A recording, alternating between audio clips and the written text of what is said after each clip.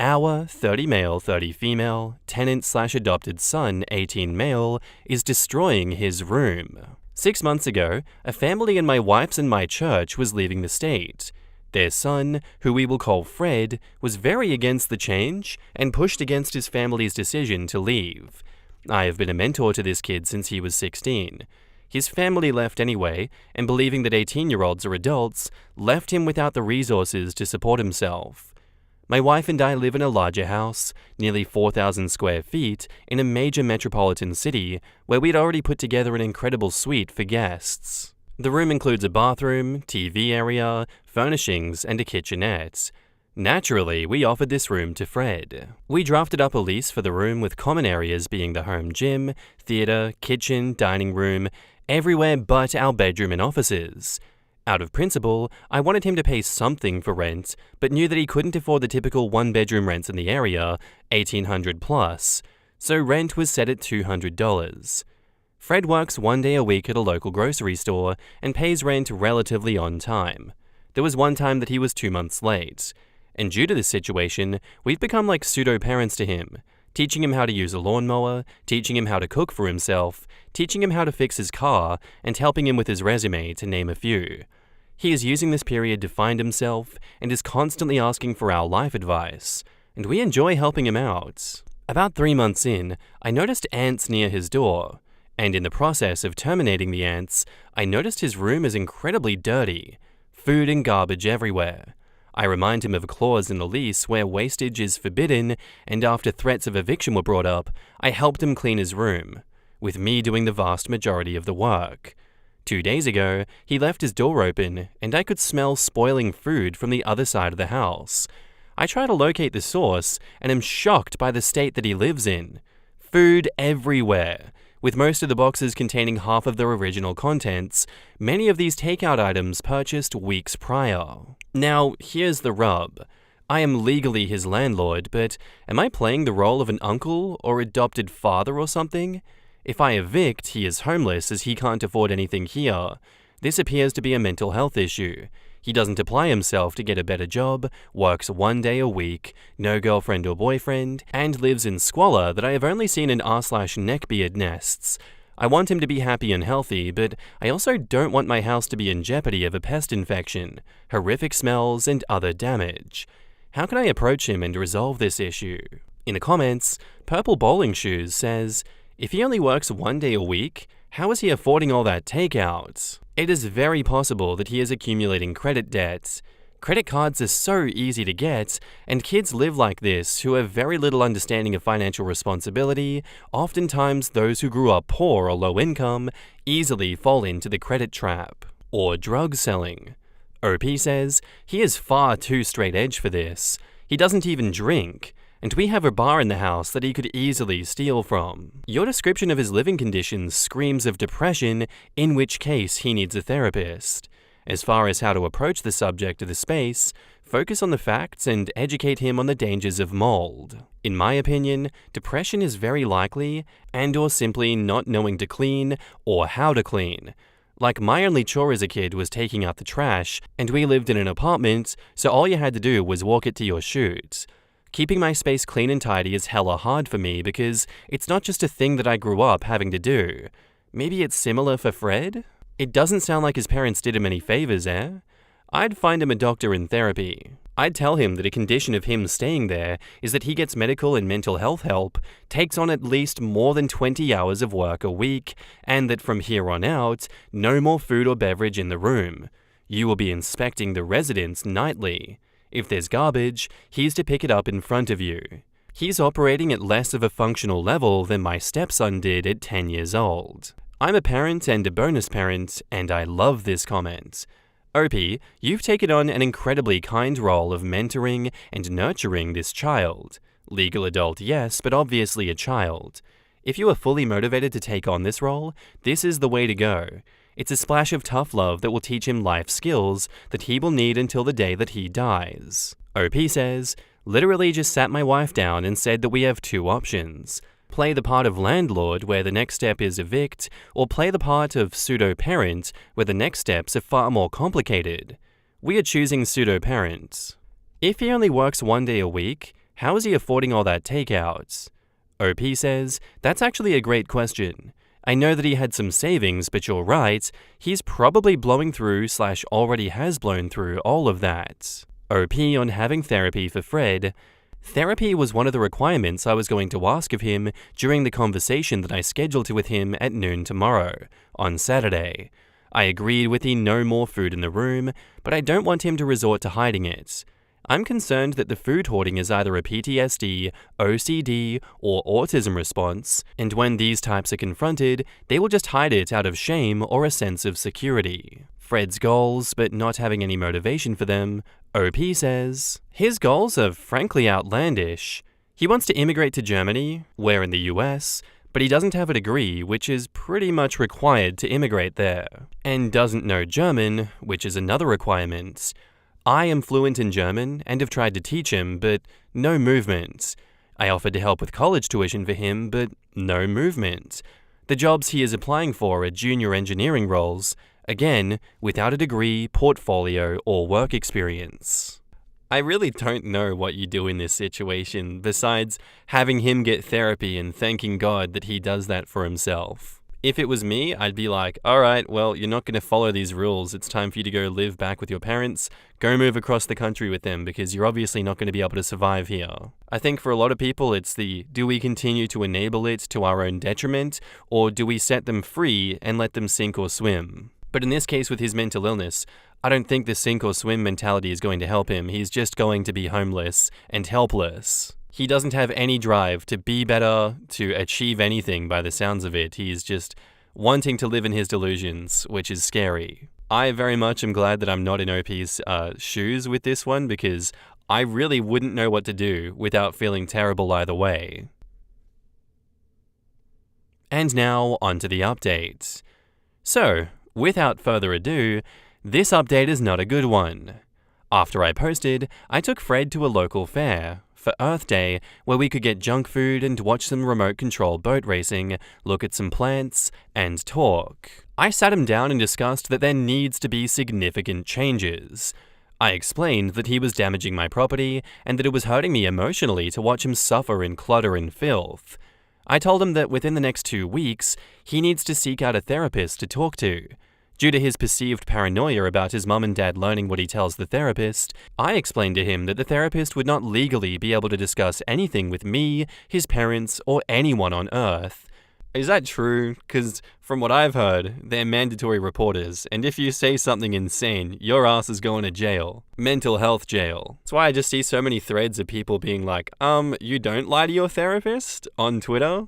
Furthermore, I told him that if he does this, I would be willing to completely waive rent. Fred agreed to seek therapy, and 3 days later, he got into a car crash while texting and driving. Oh no! Things just keep getting better, don't they? This is a good time. Luckily, no one was hurt. Fred's car, however, was not as fortunate. Initially, I thought this may be good for him. He was working 1 day per week at a large chain grocery store that was located 1.5 hours away from the house. Fred showed zero initiative to transfer stores, so I thought this would force him to get a local job. I also thought that without the car, he can focus on himself. This thesis would be proven to be incorrect. 3 weeks pass, and the situation has gotten far worse. He doesn't leave his room, he hasn't gotten a therapist, no job, and he has stopped bathing. He only leaves the house to pick up fast food, where he will sit in the store for hours, simply watching people. There was a noticeable smell beginning to emanate from that wing of the house. To address this with him and further assess what I can do for him, I invite him out to lunch. As we get into my car to drive to lunch, Fred informs me that he has to go clean out his totaled vehicle within the next 2 hours, or they're sending it to the scrapyard. I learned that the shop has been threatening this for the past week, but Fred didn't think that the repair shop was serious and stopped taking their calls. We changed course, get to the repair shop, and I drop him off to the car to let him gather his belongings. I spent about 30 minutes looking at the new car offerings, text him to see if he needs help, and he says, "No, I'm almost done." And I walk back to my car, watch a documentary for another half hour, and text him again, "Almost done." I turn on another YouTube documentary, it concludes, and I text him again. You can pull around so we can load the trunk. I pull into the repair parking lot and do not immediately see him by his car. I park, only to find a group of mechanics talking with each other. I asked to see if they had seen Fred, and they pointed over to the curb where Fred was, in a fetal position, sobbing hysterically. I asked Fred if he was okay, thinking he was hurt, but no response. I asked Fred if he needed help, and he asked me to move his belongings from his car to mine. What I found in his car was shocking. Food debris, half-eaten chicken nuggets, drinks, burgers, and other fast food items piled in his car to an extent that showed me exactly how severe the situation inside of his head is. The food was piled from floor to the seats in the passenger seat and the rear seats in the SUV. The mess continued into the trunk. The smell is what I imagine hell to be. Remember, these food items, most of which are months old, have now been baking in a car under the May, Florida sun. I dug through this filth to find his belongings. Clothes, a toolbox, anime, and the like. He was still in hysterics. After gathering what I could find, I asked him to double-check my work, and he then approached the front of the car and took off the windshield wipers to remember the car. Fred then asked me to get him his socket wrench set so that he could take the spare tire. I put my foot down, explaining that the spare probably won't fit in his next car and that I would not allow a tire to be stored in my house. He sobbed more, and I called my wife so that she could confirm that I wasn't being an asshole, which she did, and I told him that it was time to leave. We left and went to lunch in silence after the 4-hour ordeal. After picking up food and returning home, I sat Fred down and explained that he isn't healthy. He hasn't found a job, he hasn't sought out therapy as he agreed to, even after I found a therapist for him and sent him the intake forms 2 weeks prior, and that I suspected his room was in the same disarray as his car. He denied this. I notified him that I would be inspecting his room in 48 hours as per the lease.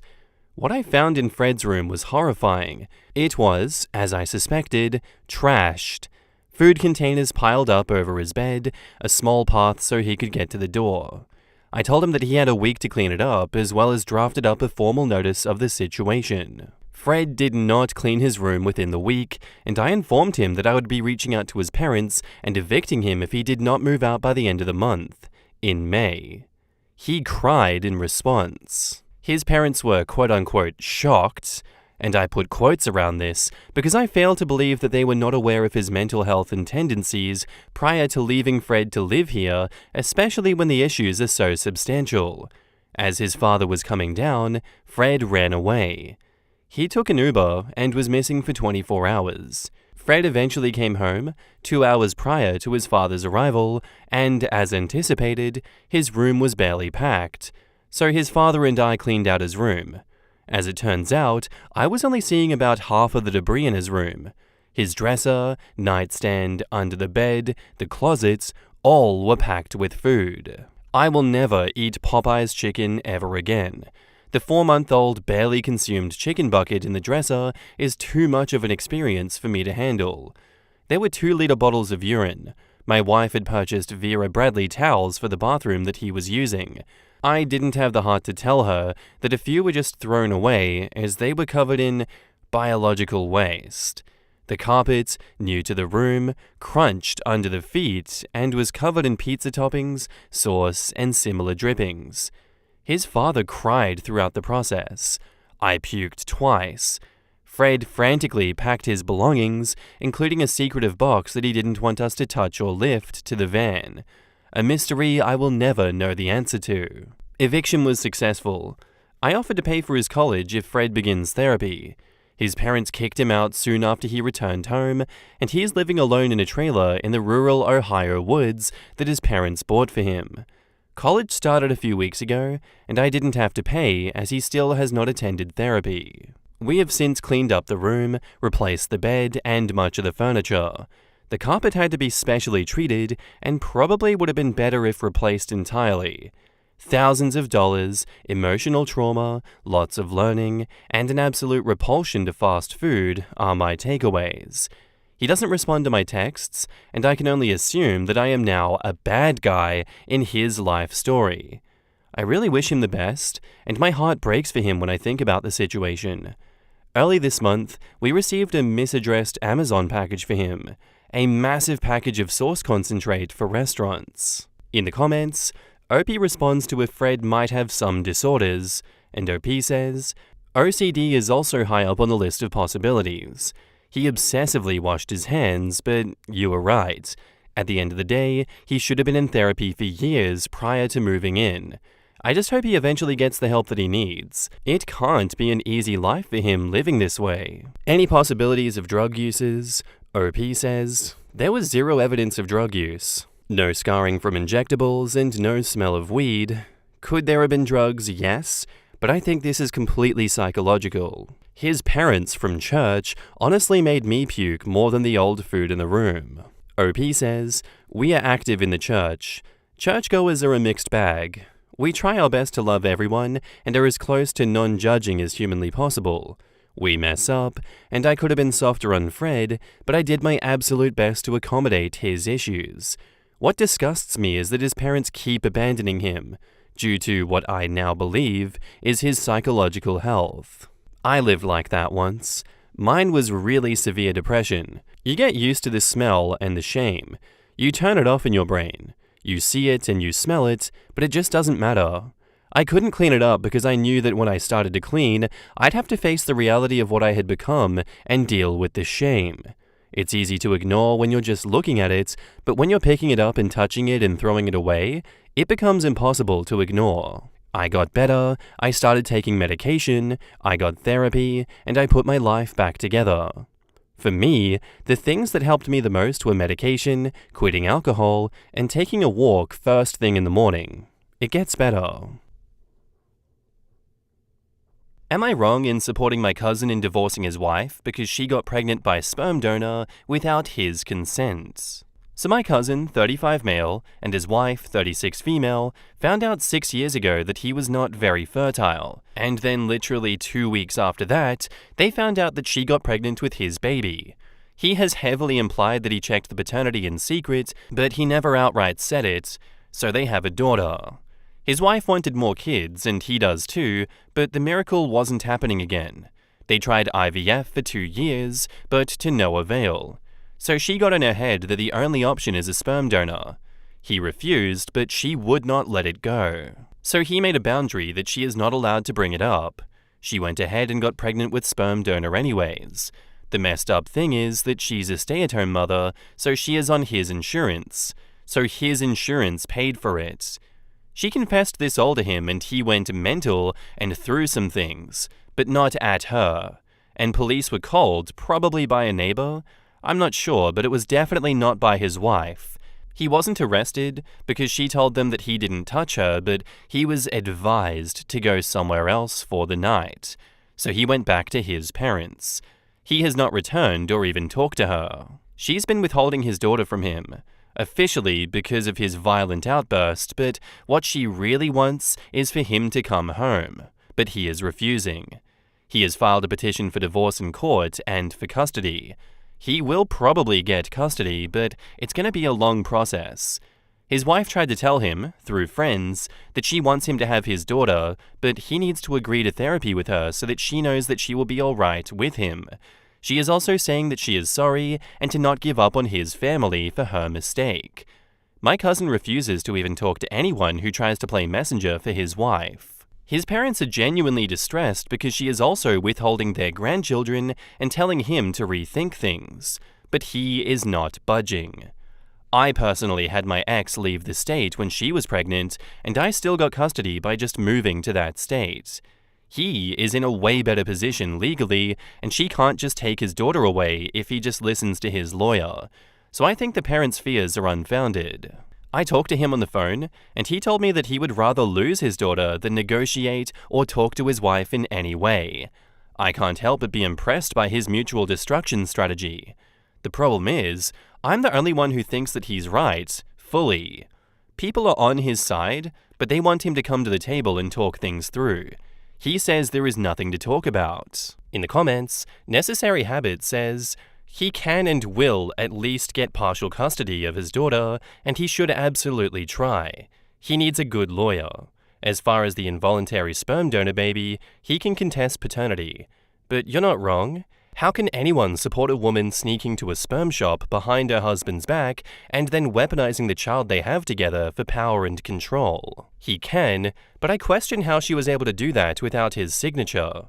Well, assuming that she used a clinic, there's a lot of backyard donors who don't ask questions. Not wrong. There is nothing to talk about. She ended the marriage. As part of the divorce and custody, they will probably be advised to download one of those co-parenting apps, and all communication is done through that. OP says, "Oh yeah, no one told me about those when I was fighting my case. Could have saved me a lot of headaches." Frankly, her going behind his back this way is no different to her having an affair, and I think that people are failing to see it that way.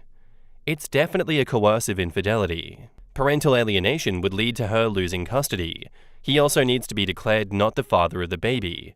YNW. Not wrong. People are 100% in charge of their own bodies. If she wanted to get pregnant, that was her choice. But spoiler alert, when you make the decision by yourself, you don't get to expect someone else to suffer the consequences.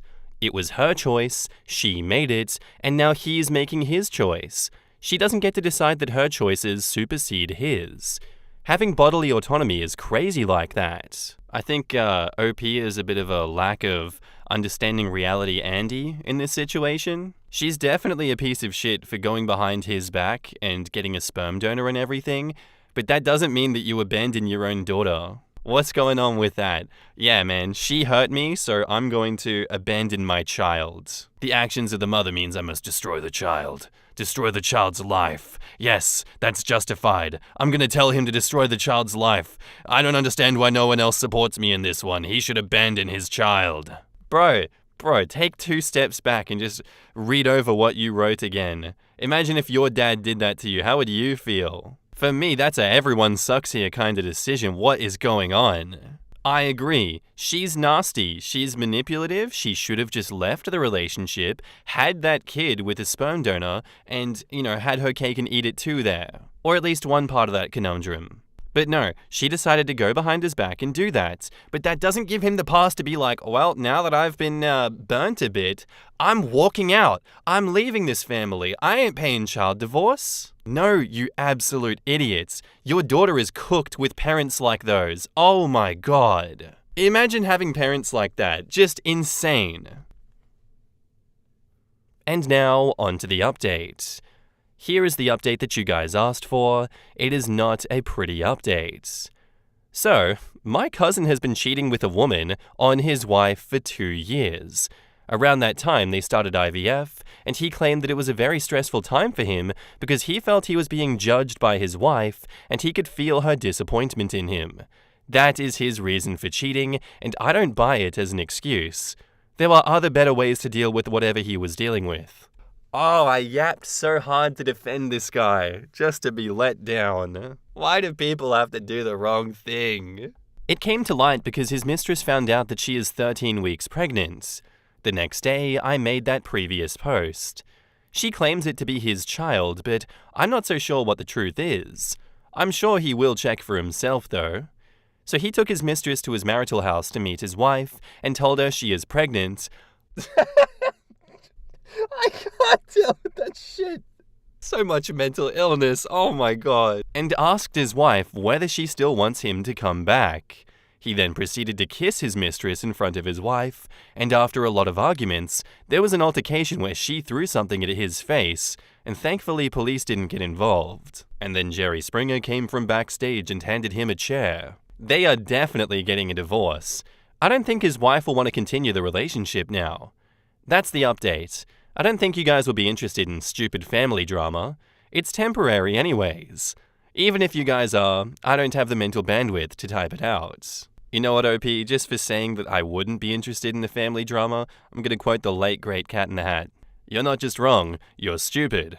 And you're ugly, just like your mum. In the comments, Island Lord 830 says, I mean, they're both crappy people.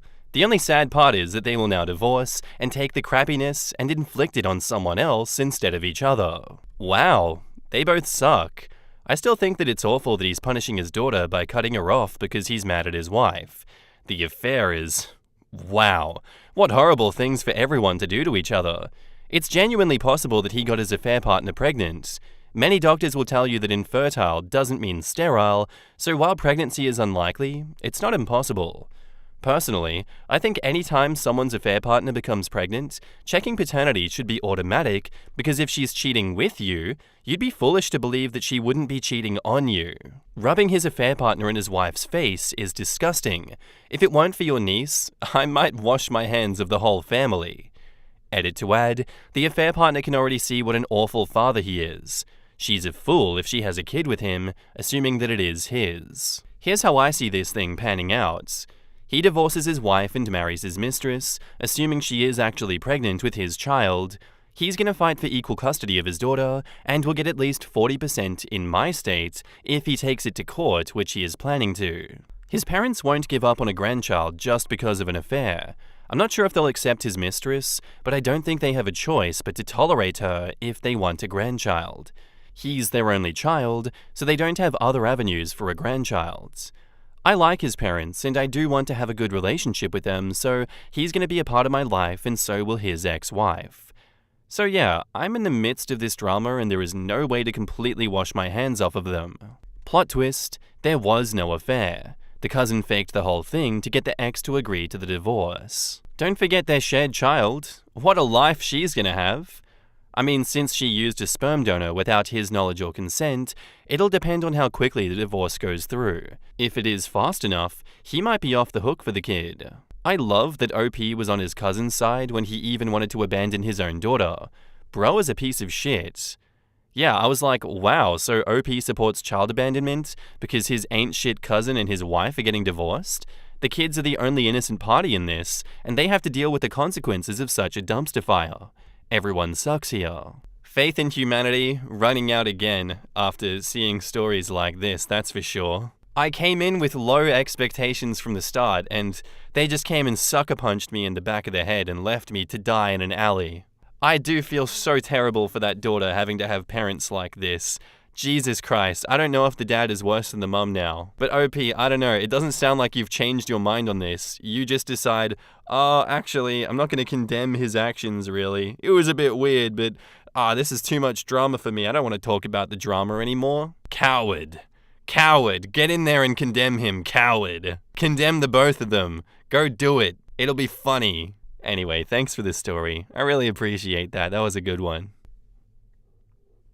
Our next post is by user AliveBaker8802, titled, "Am I the asshole for kicking my sister out of my wedding because she didn't follow the color scheme?" So when I, 25 female, was 9, my parents adopted my sister Jen, who was 7 at the time. Jen was thin and fearful of being neglected. We did everything to make her feel loved. We bought her lots of toys. Everything that Jen wanted, she got. When my parents asked me to move to the smaller bedroom so that Jen could have my room, I was happy to. When they asked if I would let Jen pick the decorations and cake for my upcoming birthday, I agreed. I was so happy to have a sister, and I understood why my parents gave her special treatment. Only, the treatment didn't stop. For years, every trip we went on, we had to do what Jen wanted to do. We had to eat where she wanted to eat, and she got to plan all of my birthday parties. If she didn't get what she wanted, she threw a tantrum. I still felt loved and cared for by my parents. They drove me to practices, bought me things, cooked meals for me, spent quality time, and gave me advice. But I was always second to Jen. As I got older, I did anything I could to leave the house. I got my first job when I was 12. I vacationed with friends instead of family. I played 3 different sports and did band.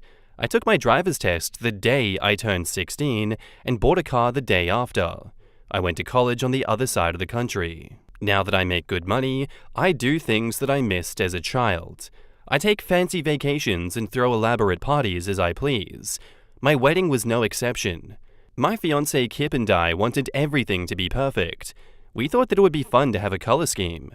My favorite color is yellow and his is blue, so my guests would wear yellow and his would wear blue and mutual friends would wear green. I picked out a dress with green embroidered details and he picked out a boutonniere with green flowers. When Jen found out about this, she was mad. I didn't know this, but she hates yellow and it washes her out. She told me under no circumstances would she wear yellow. I shrugged and said that that was fine. I would just kick her out if she didn't wear yellow. There was no further discussion, but on my wedding day, Jen came in a purple dress. I told her to leave immediately. The color scheme was perfect, and she ruined it. Jen refused to leave until I threatened to call security. The rest of the wedding went smoothly, but afterwards, my parents were furious with me for kicking Jen out. I told them that I warned her she would be kicked out if she didn't follow the color scheme, but they said that they all thought that it was a joke. They said that it was cruel of me to kick my sister out over something so trivial. I told them that this was my wedding that I threw without their support, so I can kick out whoever I want to. Kip came rushing to defend me and even told my parents that they should be ashamed of how they treated me. But over the past few days, a lot of people I've talked to, grandparents, uncles, aunts, friends, have mixed opinions. Some say that they wouldn't have even invited Jen if they were me, while others think that I should have just let it slide. Am I the asshole? In the comments, Saint and Villain says, not the asshole. The question here isn't whether or not a color scheme is stupid. It very well could be, but it also is becoming the norm. And frankly, if you don't like it, you don't have to attend the event. But what you don't get to do is say that a color scheme is stupid, so I'll make up my own rules and force the couple being married to let me in. Jen was stupid here. OP, you did the right thing in kicking her out.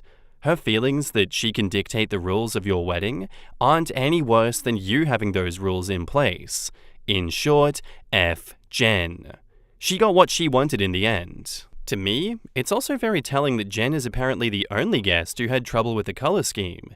If everyone else managed to do it, then it wasn't that effing difficult. Also, I think it's funny how all shades of yellow wash her out. Like, be serious. I'm sure yellow isn't everyone's favorite color, but there are so many variants of every color in the rainbow, and I'm positive that she could have found one yellow that suited her. It probably didn't even have to be fully yellow. It probably could have been white and yellow and it would have been fine. So many opportunities to compromise, and Jen refused to because it wasn't what she wanted. Edit, the white and yellow comment seems to be problematic, and I apologize. In my culture, we don't wear white, and the color we do wear, no one cares if a guest wears that color too. So truthfully, I forgot, but I agree that she shouldn't wear a white and yellow dress. She could have worn green or blue. Not the arsehole. I've been to weddings where the bride and groom wanted a color scheme.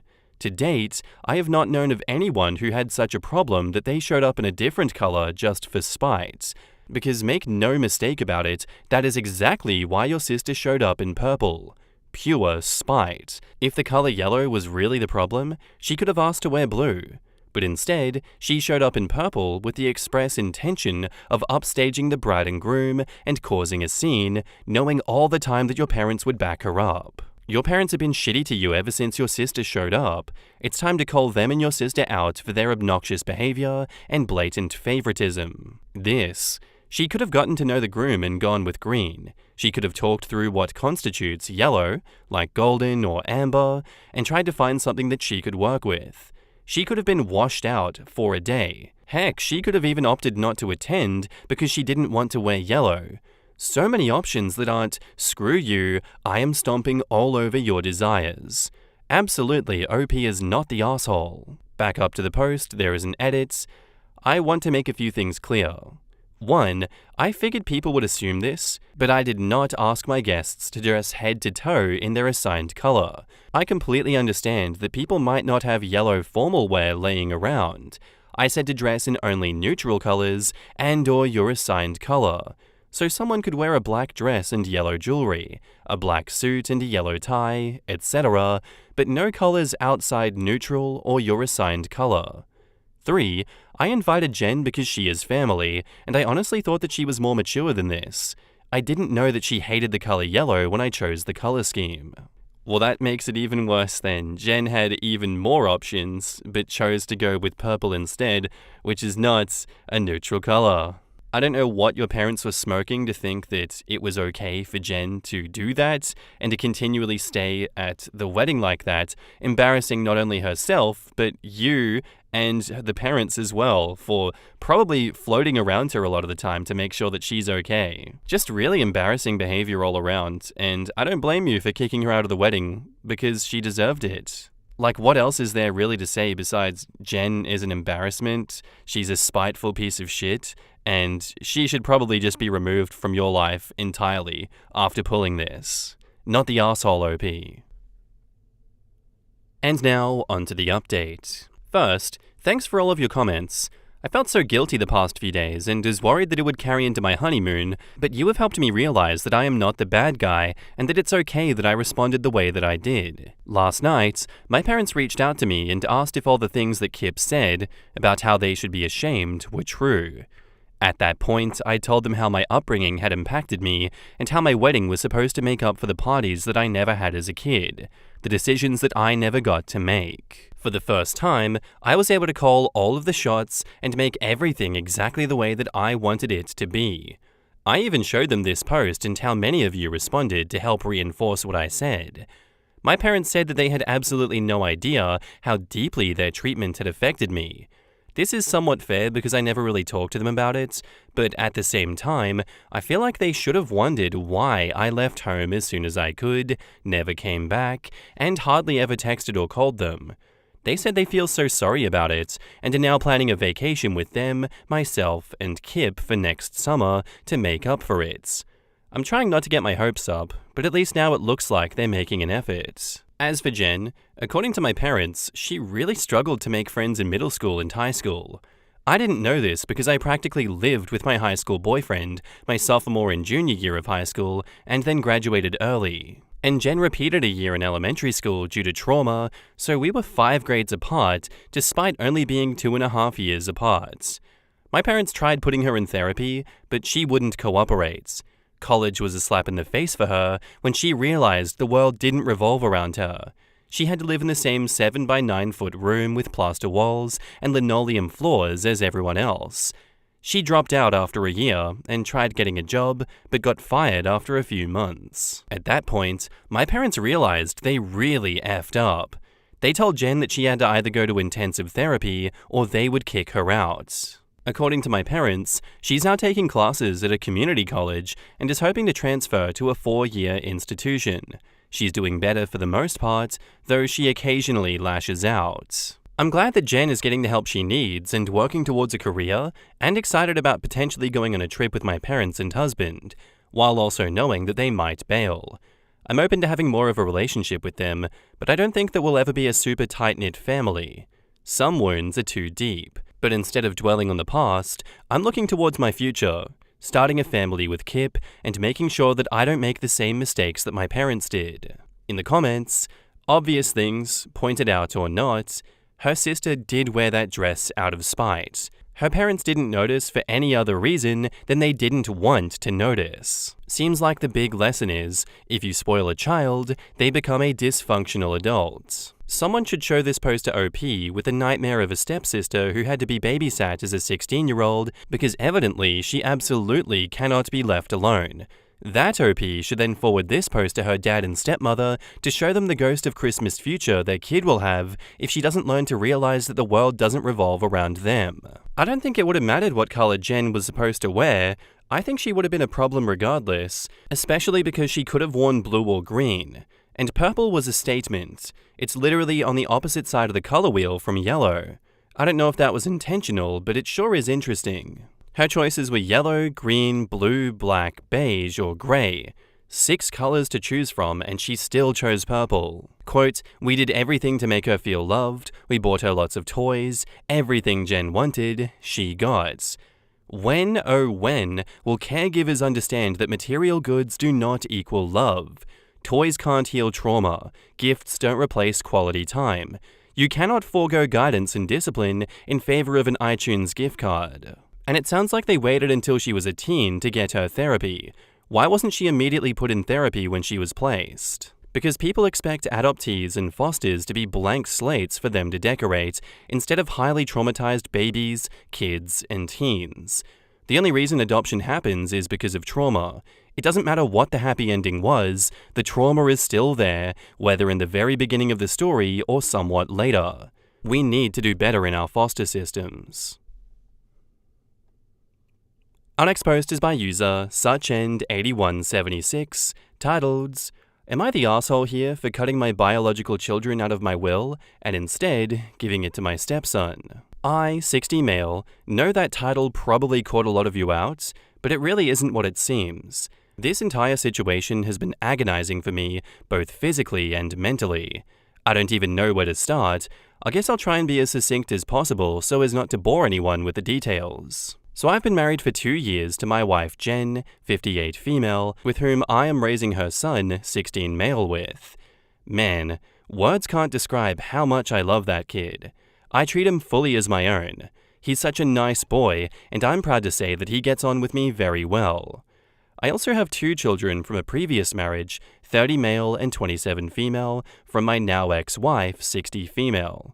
Long story short, I cut my buyer's son and daughter out of my will.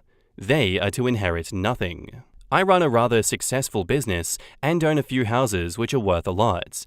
I had always intended to pass that on to them, the business to my son and the houses split between my son and daughter. I know it's a bit morbid because there's nothing really wrong with me health-wise, but I've always been open with that to them.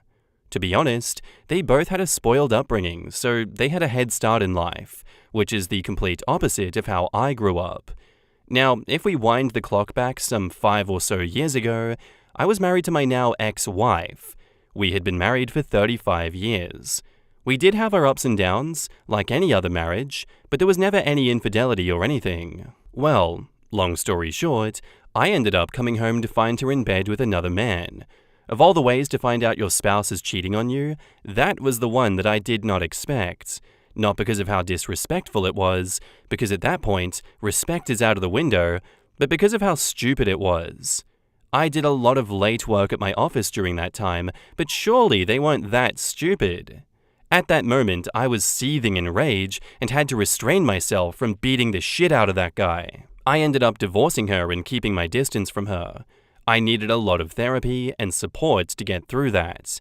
My relationship with my bio kids was still great, and they understood what I was going through, or so I thought. It was only recently when I went out for a drink with my daughter that she was all of a sudden quiet and not like her usual self. I asked her what was wrong, and she said she was scared to tell me.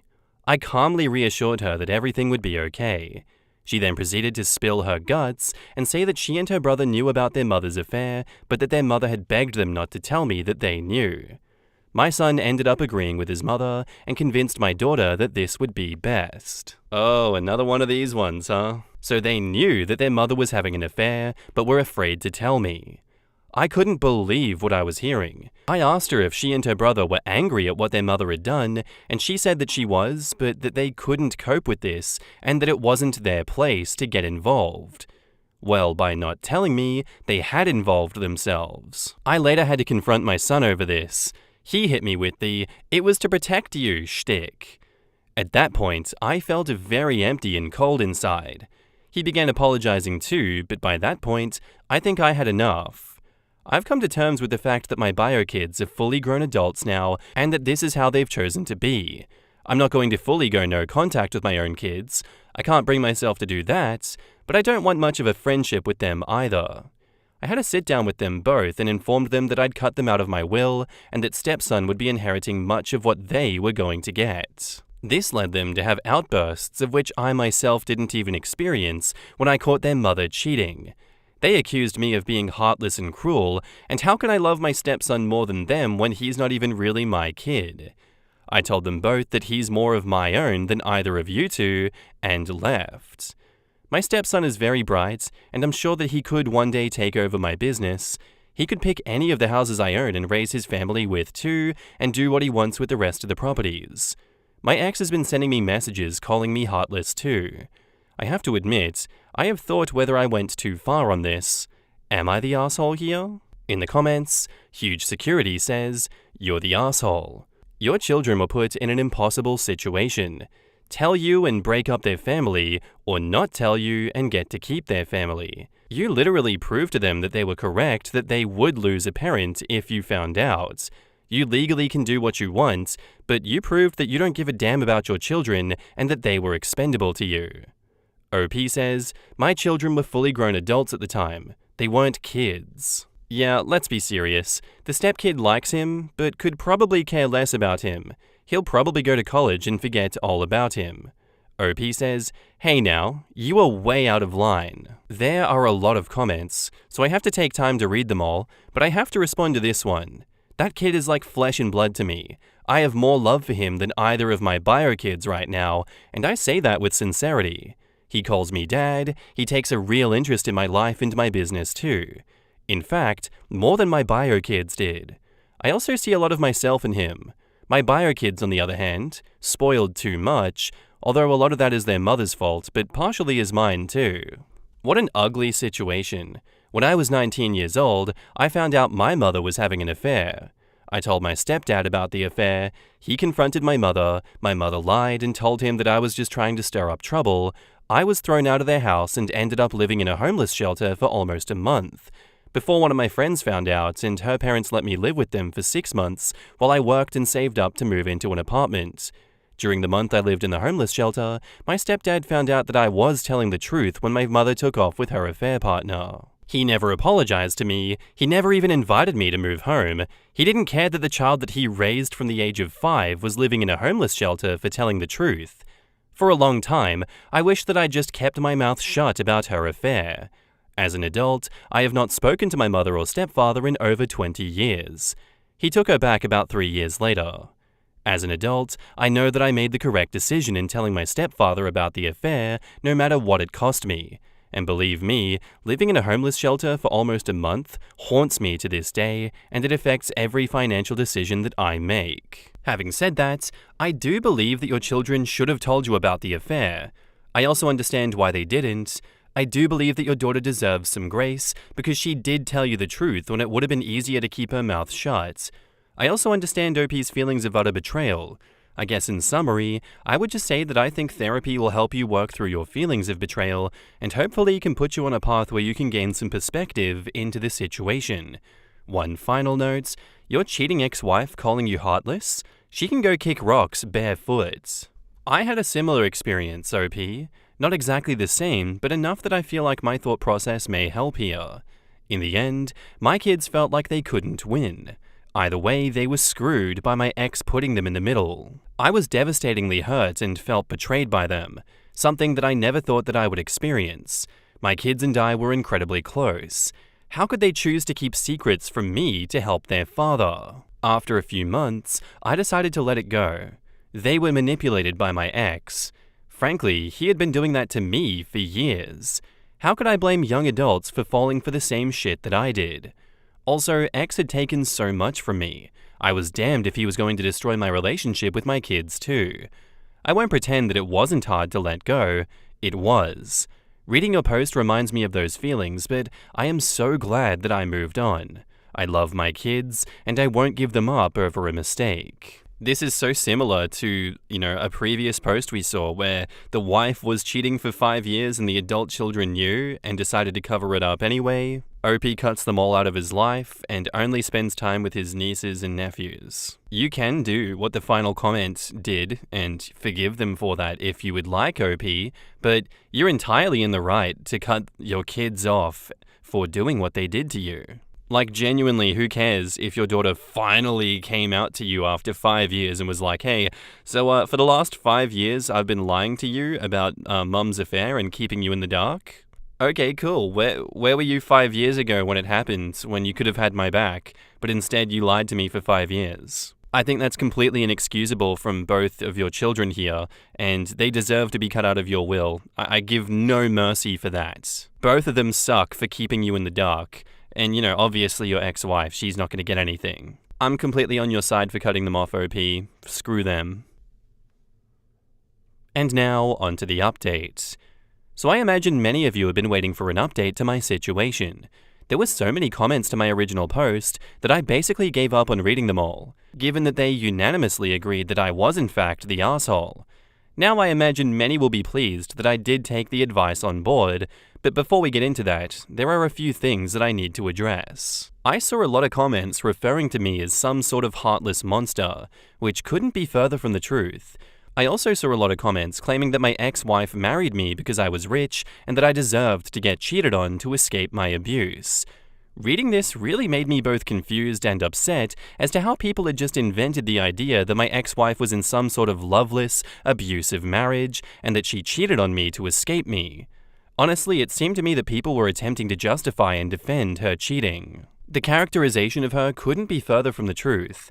The reason why I kept referring to my kids as spoiled is because they had a very different upbringing to myself. I'm from a working-class background. My parents worked blue-collar jobs, and it took me decades to acquire the wealth that I have. My ex-wife, on the other hand, was from a privileged background. Over the years, she mismanaged her finances with reckless spending habits, whereas I've been very tight with my finances. It is really odd to me how people desperately wanted to frame her in some kind of way. Anyway, I cleared my mind and braced myself to meet my bio kids. Reading the comments made me realize that I had misplaced my anger. My daughter had wanted to tell me from the get-go, but was manipulated into not doing so. I'm jaded. I don't believe that. That is a complete cop-out. I feel like that's an excuse. Her gut reaction was to help me. I was full of so much anger that it was really just hard to hide the pain that I was feeling, but it wasn't her fault. Honestly, I felt shame for how I hadn't considered how she felt. My son, on the other hand, he's always been a bit meek, but also closer to his mother. Really, what she did to him was more awful, if anything. When I met with my kids, they were very nervous and apologetic as to some of the things that they had said in their outburst. I also apologized for my behavior. Honestly, at this point we all began crying. Reddit, I'm not the kind of guy who cries, but I just could not help it. We hugged and embraced, and afterward, I felt drained, but in a very calm sort of way, as if a weight was beginning to lift. I told them that my plan is now to split my properties equally, so my stepson and my 2 bio kids will each have a property of their own. I will also leave a large sum to be split between my wife, stepson, and bio kids. They seemed very happy with this, but also very grateful. I know these days it's very hard to get a house, and I feel for a lot of you kids wanting your own place. However, I did have to reaffirm that my business will go to my stepson. Now, this caused a bit of a disagreement with my bio son, but I had to be no nonsense and explained it to my bio son. My bio son has always wanted to take over my business. Instead of working for me, he's been working in an adjacent industry. I feel if he really wanted it, he would have worked for me instead. I love my son, I really do, but he's just not cut out for it. He's soft and not cutthroat. I don't think he'd really have the guts and grit to run my business. My stepson, on the other hand, not only is he taking a real interest, but he's just got the personality for it. For example, my stepson is very loud and confident. He's always talking to people. He has a bit of an ego and an arrogance problem for sure, but he is so assured of himself. Whereas my bio son, he's quiet and a bit socially anxious. I can't see him walking into a room of people and negotiating. I had to tell my bio son in simple terms that you're just not cut out for it. He didn't argue against it. I think he just accepted it. I got a lot of shit for saying that I have a lot of love for my stepson. Now that a lot of my anger is lifted, it's still there, but I'm trying to be mindful of it. I would say that I don't love my stepson more than my bio kids. I would say that I love him equally as much. I will get shit for this, but what's so wrong with this? Love isn't about biological relation. I love my now wife, and I haven't known her much longer than I know my stepson. I met him quite early into when I first began dating my now wife. My stepson calls me dad, so I think he really loves me like he would love a biological father who raised him, as his bio dad was never in the picture. And the other thing is, he's just so similar to how I was at his age. A lot more so than my bio son, if I may add. To all those folks who said that my stepson is using me, that's just not him. I know the kid. I see myself in him. He's a good kid, and he respects me. Now, the other major thing happening here is a lot of the blame lies with my ex-wife. What she did to my kids was truly awful. I feel as though I misplaced a lot of anger because it would be easier to blame my kids than to revisit the anger towards my ex-wife. I wanted to tell myself that I had moved on from my anger towards her, but sometimes the best lies are the ones that we tell ourselves.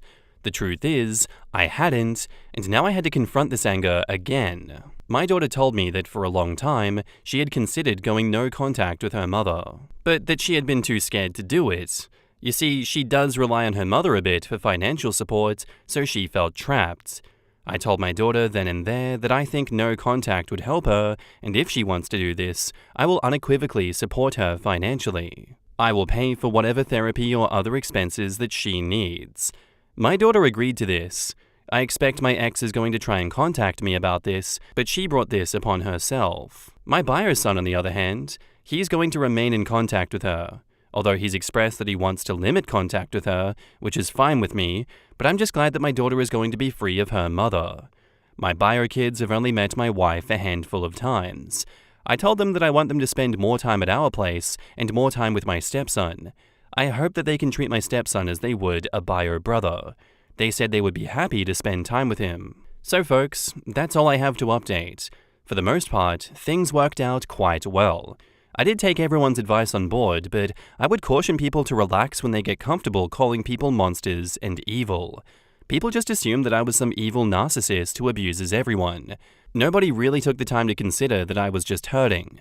But regardless of all that noise, I admit I did a lot wrong. In the comments, Secret Tony 59 says, one comment. Privileged kids work for their daddies, hoping one day to take over the family business.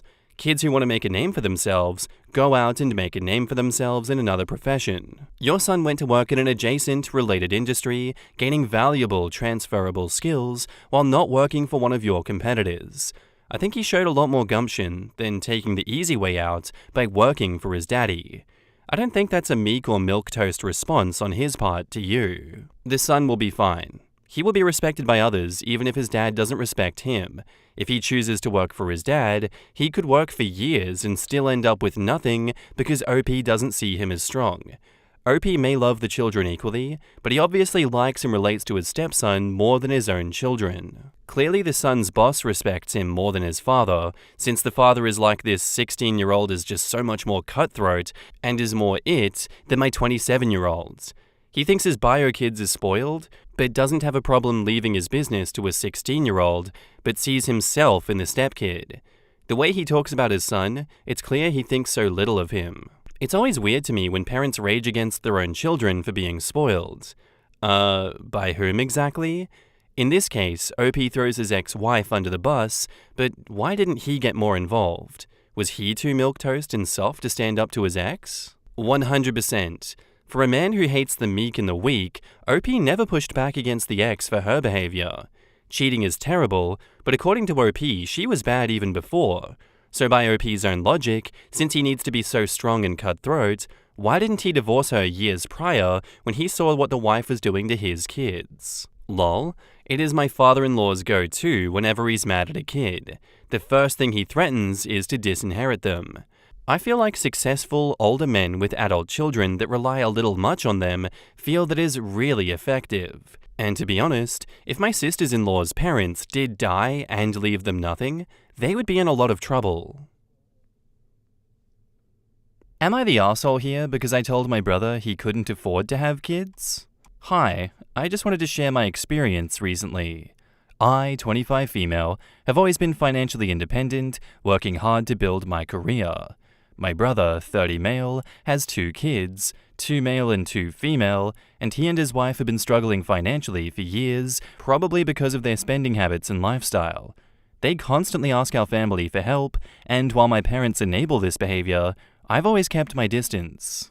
A few weeks ago, my brother asked me for $3,000 to cover some bills, claiming that it was for the kids. He didn't bother to elaborate on what expenses, so I told him that he and his wife should have thought about their financial situation before having children. He exploded, calling me selfish, heartless, and saying I don't understand because I don't have kids. This caused a huge fight in the family. My parents are upset with me for not supporting family, but I think it's ridiculous that I'm expected to bail out my brother every time he makes poor decisions. He chose to have kids knowing full well that they couldn't afford it. My mum says that I should help for the sake of my niece and nephew, but I think it's not my responsibility to clean up their mess. Now the family is divided, and I'm being painted as the bad guy for refusing to help innocent kids. Am I the asshole? In the comments, Daisy Charm X says, "Nah, not the asshole. You are not a personal ATM for your brother's bad choices. Helping the kids is one thing, but bailing him out every time? That's just enabling. He needs to fix his habits, not keep asking you for cash. It's always for the kids, when it's actually for the parents. It's emotional blackmail. And in case OP would like to help the children, of course she doesn't have to, she should ask to pay directly for the things they need. School fees, subscriptions to sport clubs, etc. Yeah, a little direct help in the form of direct payment of minor expenses might be fine, but I suspect that would not actually accord with what bro and sis-in-law actually want the money for. Not the asshole for not giving them the money, but you might be the asshole for how you expressed it. Without you knowing what the expenses were for, jumping straight to telling him that he shouldn't have had kids if he can't afford them is a bit of a jerk move. If you want to stay on the high ground and minimize alienating other family members, more neutral and less judgmental language would be better. What is the thing with your siblings and parents shaming the child with the most rational behavior? Stand your ground and don't enable this parasitic and victim behavior. You are not the asshole at all. The dude didn't even elaborate on the expenses, and I would like to know which kid costs $3,000 in a month. He probably wants the new PS5. I get where you're coming from. It's tough to see families struggle, especially when they might not take responsibility for their choices. Helping them out isn't yours to take on, and honestly, it's kind of smart to set up some boundaries. Sometimes tough love is the only thing that makes them reconsider their financial decisions. Plus, people can be way too quick to lay the guilt trip on when it comes to family. Good luck navigating this one. I'm gonna go a little bit against the grain on this one and say it's a bit of a you're the asshole here situation. Not too much, but I think that OP, you're demonstrating a bit of a lack of empathy here with a little bit of an overly judgmental attitude towards his financial struggles. So, it's not fair to want to enable irresponsible behavior. I get that. Your response was a bit harsh and dismissive, particularly with the children involved. From how you wrote this post, you didn't actually ask him what the details were about what he needed the money for. You just outright refused to help. And you're saying that all of this is purely just a consequence of poor choices rather than a legitimate family crisis that could have been going on. Instead of offering a constructive solution or showing at least a bit of compassion here, you chose to stand on your moral high ground and alienated yourself from your family and disregarded the well-being of your niece and nephew, who are innocent in this situation. So I think you have a little bit to think about here, don't you? I just know so many people pause the video to respond to that. And now, onto the update. I wasn't expecting my last post to blow up like it did. Thanks to everyone who shared their thoughts, even the tough love. I thought things couldn't get worse with my family, but boy was I wrong. After I refused to give my brother $3,000, my parents stepped in without telling me and took out a personal loan to help him get back on his feet. When I found out, I was furious. I knew this would only enable him, but what really pissed me off was how he spent the money. Turns out, only half of it went to the bills. The rest, he bought a brand new TV, a sofa, all because the kid deserved something good growing up at home. When I confronted him, he had the audacity to say that I didn't understand because I don't have kids, and that his kids deserve to feel normal despite their financial struggles. He even called me bitter and jealous because I'm child-free, which is just ridiculous. What really blew my mind was that my mum backed him up saying, everyone needs a little luxury sometimes, and told me that I was being too harsh. At this point, I was livid. I laid it out for them. This isn't about luxury, this is about basic responsibility.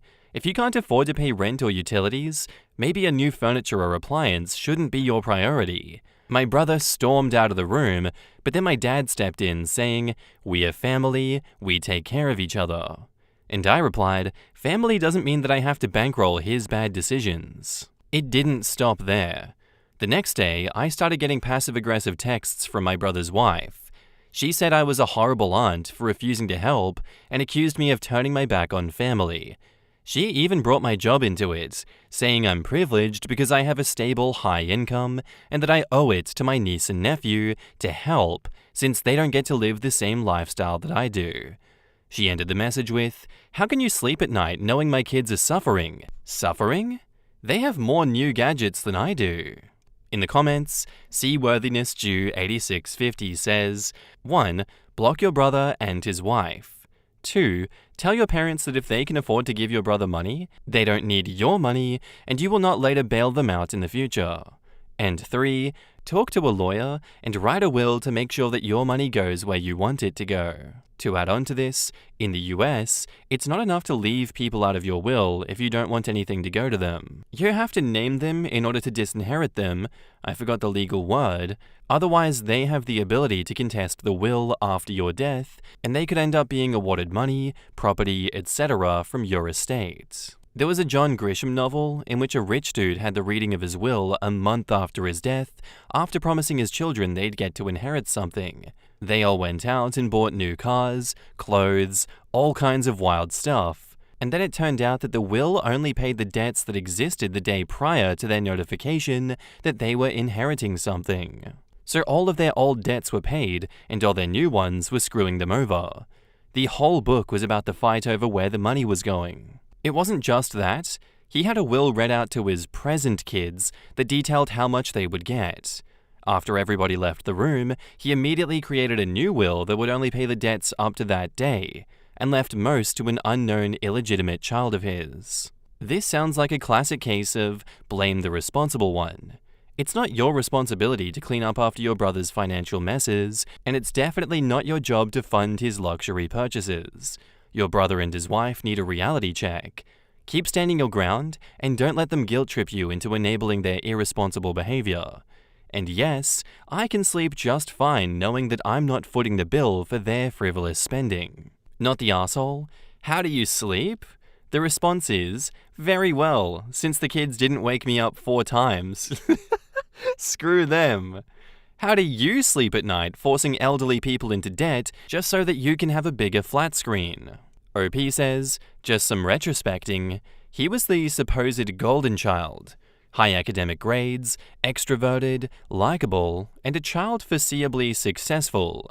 He had a lot of expectations to meet, and naturally, he was coddled mostly growing up. When he graduated, he got a job, but his career never took off and stagnated. He chose a partner who was never good for him, as some would say. This situation is just so frustrating. I would like to offer my next submission for Debate Club. All rise. I postulate that, in fact, everyone in this situation is an asshole. Now, OP's frustration is understandable, but their approach lacks compassion, and I think it just escalates the situation. Now, instead of OP finding a middle ground, they expressed anger and disdain, which only fueled division within the family. Now, of course, I do agree that the brother and his wife are irresponsible for mismanaging the financial assistance they received, and prioritizing luxury over necessities, and then guilt-tripping OP for not contributing even more money. Now, their entitlement and deflection of responsibility, to me, that shows a refusal to acknowledge their poor choices. Meanwhile, OP's parents, I think they also bear responsibility for being enablers of their son's behavior in this situation. They took out a loan without transparency, and they defended the wasteful spending of the brother and wife as luxury, quote-unquote. Now, everyone's refusal to communicate respectfully and address the deeper issues at hand, like financial responsibility and family support, I postulate, creates a toxic environment where blame and guilt took precedence over practical solutions. I rest my case. As always, thank you for sharing the story with us, OP. Our next post is by user Irene Mercury, titled, I'm afraid that he won't like me because I'm chubby. I'm female 16, and I'll be going on a date with a guy that I've been talking to on Instagram, so it'll be the first time that we actually see each other in real life. I'm 1.6 meters tall and 66 kilograms. The thing is, I've lost 17 kilos in less than a year by going to the gym. But this guy doesn't know about my progress, and I hate it when I think about other people judging me without knowing my background. I think you can kind of tell how anxious I am. I just don't want to feel insecure when I'm with him. Also, it'll be the first time that I go on a date, so yeah. In the comments, JPlenty24 says, please don't go anywhere that isn't public. Do your parents know that you're going out with a guy that you met online? As far as your looks, I'm sure you're beautiful and he must think so too if he wants to meet up with you. Remember, everyone has things they're insecure about. He probably is nervous too. Please make sure that someone knows where you are and share your location with them. Eat Trash Be Free says, 1. 66 kilos at 160 centimeters falls within the healthy weight range on the BMI scale. 2. If he doesn't like your body, that literally just means that one guy off Instagram doesn't like your body. He's not a national poll on your value. And 3. This will take time for you to understand and believe, but anyone who doesn't like your perfectly normal body can kick rocks. Much more importantly, meet in public, stay sober, only date people who make you feel happy and comfortable, and don't date people who put you down or make you feel insecure. Now, here's my submission as to why OP's the asshole in this situation. I'm kidding. I think you should take the advice of the comments here, OP. I don't think that you are chubby, and if he thinks that, then he's not worth dating, because why would you want to date someone that doesn't like you and puts you down? You're 16, there's plenty of time to date other people, to find better people out there for you if that turns out to be the case. This may just be one of those lessons that you have to learn the hard way and go through some bad stuff before you take it on board, I guess. Not the asshole. And now, onto the update. So it's been a few hours since I came home, and guys, it was amazing. We were talking all the time and I didn't feel insecure once. The whole night we were talking and keeping eye contact. He paid for my bus tickets and my cocktail. Of course, I did some embarrassing things, such as dropping some of my drink on my legs, but it's okay. We laughed about it. Also, we didn't even hug, but it's okay because that's what I wanted, as it was my first time meeting him. I'm pretty sure we'll continue texting and possibly going out together. Thank you guys. And for everyone commenting on my last post pretty negatively by saying things such as, wait until next year to go out with him so you have enough time to lose weight, you're unbelievable. I was expecting some motivation and not being insecure about my looks. Also, for the people that basically reminded me that I'm overweight, thanks, I didn't know. BMI is not as accurate as I have already lost 17 kilos, but have also been weightlifting for 2 years. All I have is bigger thighs and a tummy. That's all. Stop acting like I'm obese. In the comments, some people deserve some karma in their lives. Isn't the whole point that everyone deserves karma? People who do good things deserve good, and people who do bad deserve bad. Am I the only one concerned that she's 16 and her first date with a guy she met online involved him buying her a cocktail? Well, she mentions bus, so maybe not American. I took a girl out for her 15th in Germany. She had free drink tickets given to her by her teacher. Yes, teacher. It was a new discotheque that had just opened recently. Well, all's well that ends well in that situation, huh? Unfortunately, not every story on Reddit is about America. But that's okay. It sounds like the date went well, things are going smoothly, and this isn't someone with a gigantic age gap. I'm gonna count that as a win in my books. Thank you for the story, OP. Thank you for sharing. Our next post, bit of a content warning for sexual assault. So if that's not down your alley, look away now, or forever hold your peace. Posted by user ThrowRA Went Wrong, titled, Me, 40 female, and my husband, 43 male, had a threesome with a man, and my husband left me alone with him, and it got scary. He thinks it's no big deal. How do I make him understand that it is? I'll try not to drag this on. So my husband and I have been together about 15 years. We have a good sex life, but it was starting to get a bit stale, so we had a talk about how to spice it up and settled on a couple of threesomes, one with another woman and one with another man. He said I pick the woman and he picks the man, and we agreed. He likes small petite women, although I'm 5'8" and have big boobs, so I chose a small dainty woman who he instantly loved. We had a great time, and even arranged for her to come back the following Saturday, and I'd even arranged a surprise for this end of the month for him with her and 2 of her friends to join us, so he'll have 4 women to himself. This will become relevant. Anyway, on the guy he chose for me, he knows that I'm not into bodybuilder types. He chose a 6'5", 20-stone giant of a man who had muscles on top of muscles. We started, and it was great fun. My husband finished first, and he was going to get a drink and go have a smoke, so I said okay, and me and this guy carried on. After about 20 minutes, he finished, and I realized my husband hadn't come back. I went downstairs and his car was gone. The big guy followed me downstairs and asked where my husband was, and I said I didn't know. He grabbed me and said, "Well, that means we can go again," and started trying to kiss me. I said, "No, the moment's gone." He literally picked me up and carried me upstairs. I was like a rag doll to him. I said no again when we got to the top of the stairs, and he was laughing and telling me how much I loved it, and he knows I want more. This carried on for about 5 minutes, and I was scared. He was big and strong, and I knew I couldn't fight him off. He said my husband promised him a night of sex, and he'd only had an hour, so he wanted more. I said no, and I asked him to leave.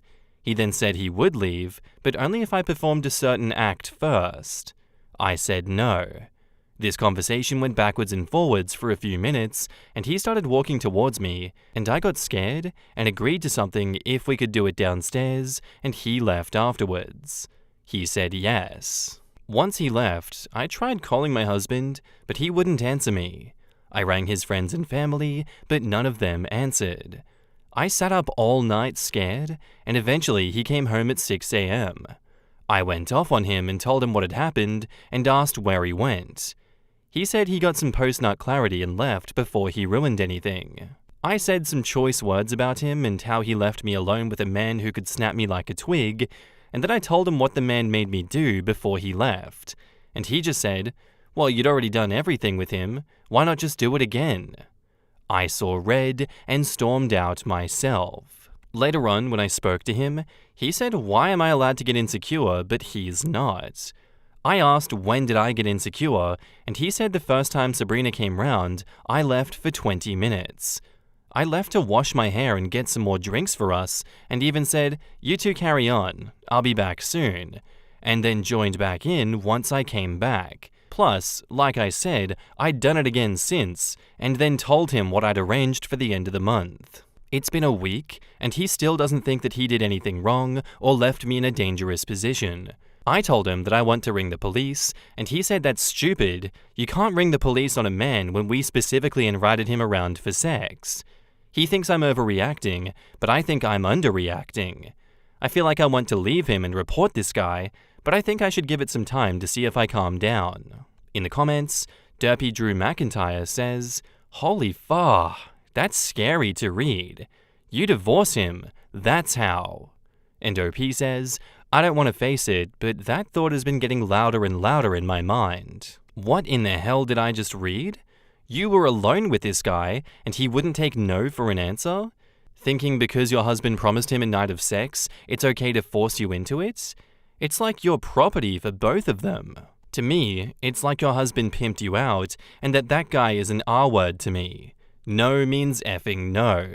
The fact that you needed to agree to something before he left against your explicit will having said no is horrible, because you did it out of fear for that guy. And to me, that's more than sexual assault, it's the R-word. I would certainly get the police involved and dump your husband ASAP. This is just a total nightmare to read. And where can you even go from that with your husband if he's not even taking seriously what happened? You may need some counseling for that if you think it might help you grasp what happened and for clarity of what to do with it. Wishing you all the best and that you can heal from this. Yeah, what a difficult thing to read. OP, I really feel for you. The person who was supposed to protect you abandoned you, first physically and then mentally and emotionally. You need to seek a support person and seriously consider reporting this. It could happen to someone else, and this person also knows where you live. What if they come back and demand more from you? You're the victim, and please don't be gaslit into thinking otherwise. I think all of the husband's moves were intentional, starting with finding a guy that he knew that a wife wouldn't like. I wouldn't be surprised if the guy and OP's husband planned beforehand that he would leave and the other could do whatever. I wouldn't be surprised if there were cameras either recording. The husband is a piece of shit, and I am so horrified for OP. She was sexually assaulted, and she very much should go to the police and also divorce. Your husband is an asshole, Plain and simple. I would at the very minimum rethink this marriage at this point. OP says, I am. I hate the thought of it, but his apathy towards what happened is really making me dislike him. It sounds like your husband set you up. Seriously, the fact that he's pretending he was struggling with insecurity, yet unconcerned about the fact that you were assaulted is proof. Do go to the police. That man assaulted you. Yeah, absolutely. I don't think that there is any other way that you can frame this one other than your husband intentionally set you up to be assaulted. Whoever you married long ago is not the same person that you're married to now. The person that you are married to now does not want you alive. He intentionally put you in harm's way with someone that took advantage of you and could have gone further if they wanted to, because what the hell could you have done? Definitely have to report this one to the police. That is the bare minimum, I feel like. And now, onto the update. I still get messages from this now, over a month later, and I want to say that I really appreciate the support I get. It means a lot knowing so many strangers care. To answer a few questions from the original, threesomes were his idea. I suggested BDSM to spice things up. We had quite a few MFM threesomes with his friends in the first couple of years, which he never had a problem with or walked away from. After we had the 2 threesomes with Sabrina, I told him that if he didn't want to have an MFM, I was fine with that, and was more than happy having regular ones with Sabrina. He said no, he wants an MFM. Another question I got was why was it okay to leave him alone with her, but not for him to leave me alone with that man? I left him alone for 10 minutes while I went to wash something out of my hair in our ensuite bathroom with a woman who is 4'11". He drove away from our house and left me alone for 8 hours to fend for myself against a man who was 7 inches taller than me and I'd guess 10 stone heavier than me. Was he with Sabrina when he left me alone? No, he wasn't. He had no contact details for her. Did he plan to leave me alone, and was it a setup? I have no evidence of this, and it wasn't even something that I thought of before I made my last post, but I honestly believe now that it was a setup, and he told the guy that I'd be up for a night of sex. Another thing that came to me a few days after my post as well was that the other guy said that he had to be at work at 6 a.m. and would be tired on no sleep. That kind of confirms that he was planning on having no sleep due to a night of sex, and my husband came back at 6 a.m. when he knew the guy would definitely be gone. Have I been to the police? No, I can't be asked with the hassle. Did we have the surprise MFFF that I'd arranged for him? Hell no. On to the update.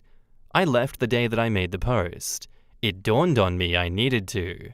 I actually went to Sabrina's house for the night and got drunk with her, as she's the only person I could think of who he wouldn't know how to contact or find. I booked an Airbnb for the next week, miles away, and while there, my friend who was a letting agent sorted out a flat for me that I could move into pretty quickly.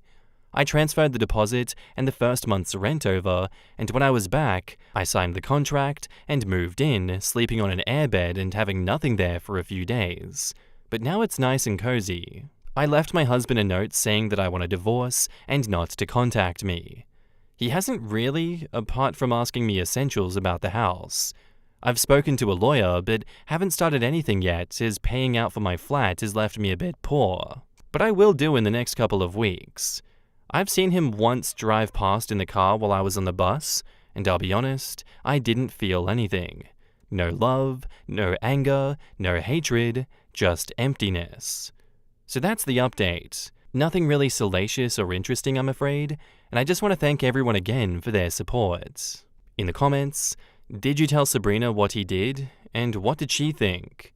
OP says, yes, and she was disgusted. Did he sell you? Because the man said he promised me a night, I only got 1 hour. Weird. OP says, that's what I've been trying to find out, but I can't. Kind of sounds like it. What a piece of shit if he did. I'm so sorry that you had to go through that. I'm glad you left. Stay away from him. OP replies, I'll never ever go near him again. Does he still have any contact with Sabrina? OP says, he never had any way of contacting her. I did all the contact with her. The fact that the husband isn't trying to protest the divorce in any way tells me all of his denials were knowing lies. Not just deluding himself, but straight up knowing he was lying and exactly what happened to her. Honestly, so happy that you got out of there, OP, and weird that he's not doing anything to try and reconnect with you or get back at you. Very odd that he seems just as apathetic about this situation as you, because normally in situations like this, the ex-partner goes crazy and starts stalking you and harassing you. Just straight odd, but I'm glad that he's left you alone in this one, and it doesn't seem like he's contesting the divorce, so that makes things a bit easier for you as well. I hope it continues to be as peaceful as this, because that would be an absolute blessing. Thank you for sharing your story with us, and I'm very sorry that you had to go through all of that. I do hope that you continue to heal after all of this.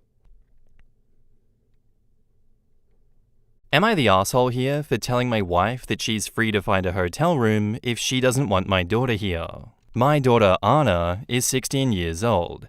She was an accident when I was 24. Anna's mother and I were never together as a couple because it was a one-night stand, but we've maintained a friendly and healthy co-parenting since she was born, and we became good friends. My daughter has been living on another continent for a few years with her mother and stepfather, but she wants to come back because she doesn't feel comfortable there and she misses her friends and family. Anna doesn't know their language well, and it's still hard for her to learn it fully, so she feels really lonely there since it's different to speak your native language than to make friends by speaking a foreign language from nothing. I spoke with my daughter's mother, and we thought that it was a good idea to let Anna live with me. Her room is now my home office, but I can easily put together a room for her again. We didn't confirm anything. I talked to my wife about it first, and I was sure that she was going to be okay with that because we literally talked about that possibility before. The problem is that my wife doesn't want that to happen. My wife and Anna have never been close because they only met in person for our wedding when I was able to pay for a ticket for my daughter to come over. That was the last time I saw my daughter in person too, as plane tickets are too expensive. But they do tend to talk a little bit when I make phone calls with Anna every day, but not too much. Anna also talks to her brother, and he likes her a lot, even if they just see each other in video call. My wife says Anna is not going to feel comfortable in a house with strangers, and I told her that we are literally her family, and she said no. She and our toddler are not Anna's family because they barely know her in person. It honestly hurts me that she thinks that way, but I do understand her point of view.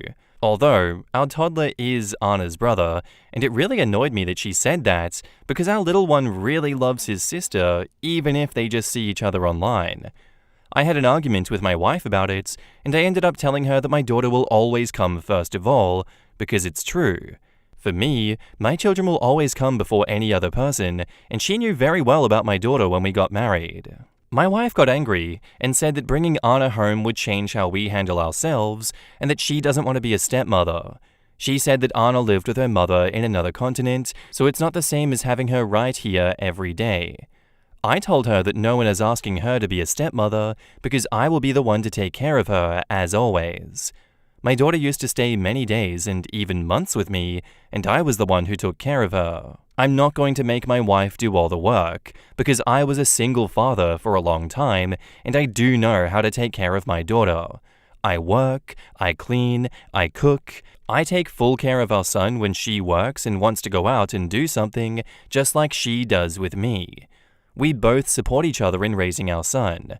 I don't know why so many people are so shocked about the fact that I take responsibility of my own child.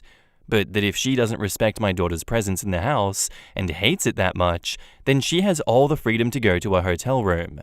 I was a big idiot because those words obviously ended up really bad and we had an even worse argument. My daughter has every right to live in my house if she wants, but my wife doesn't want that. I really love my wife, but my biggest focus is to give the best to my children, and I would love to have my princess here after years of her away. My wife hasn't been talking to me at all, and she is very angry, but she does continue with the same stance that she doesn't want Anna here at all. And I know that I'll get angry and we'll end up arguing again, because I'm not going to leave my daughter alone either. Edit. My wife always knew that Anna lived with me several days a week when she was still in my country, because I talked with her about the possibility of Anna's family returning to the country if things went wrong. That would have meant that Anna would come back to live with me for many days, or even months like she always did.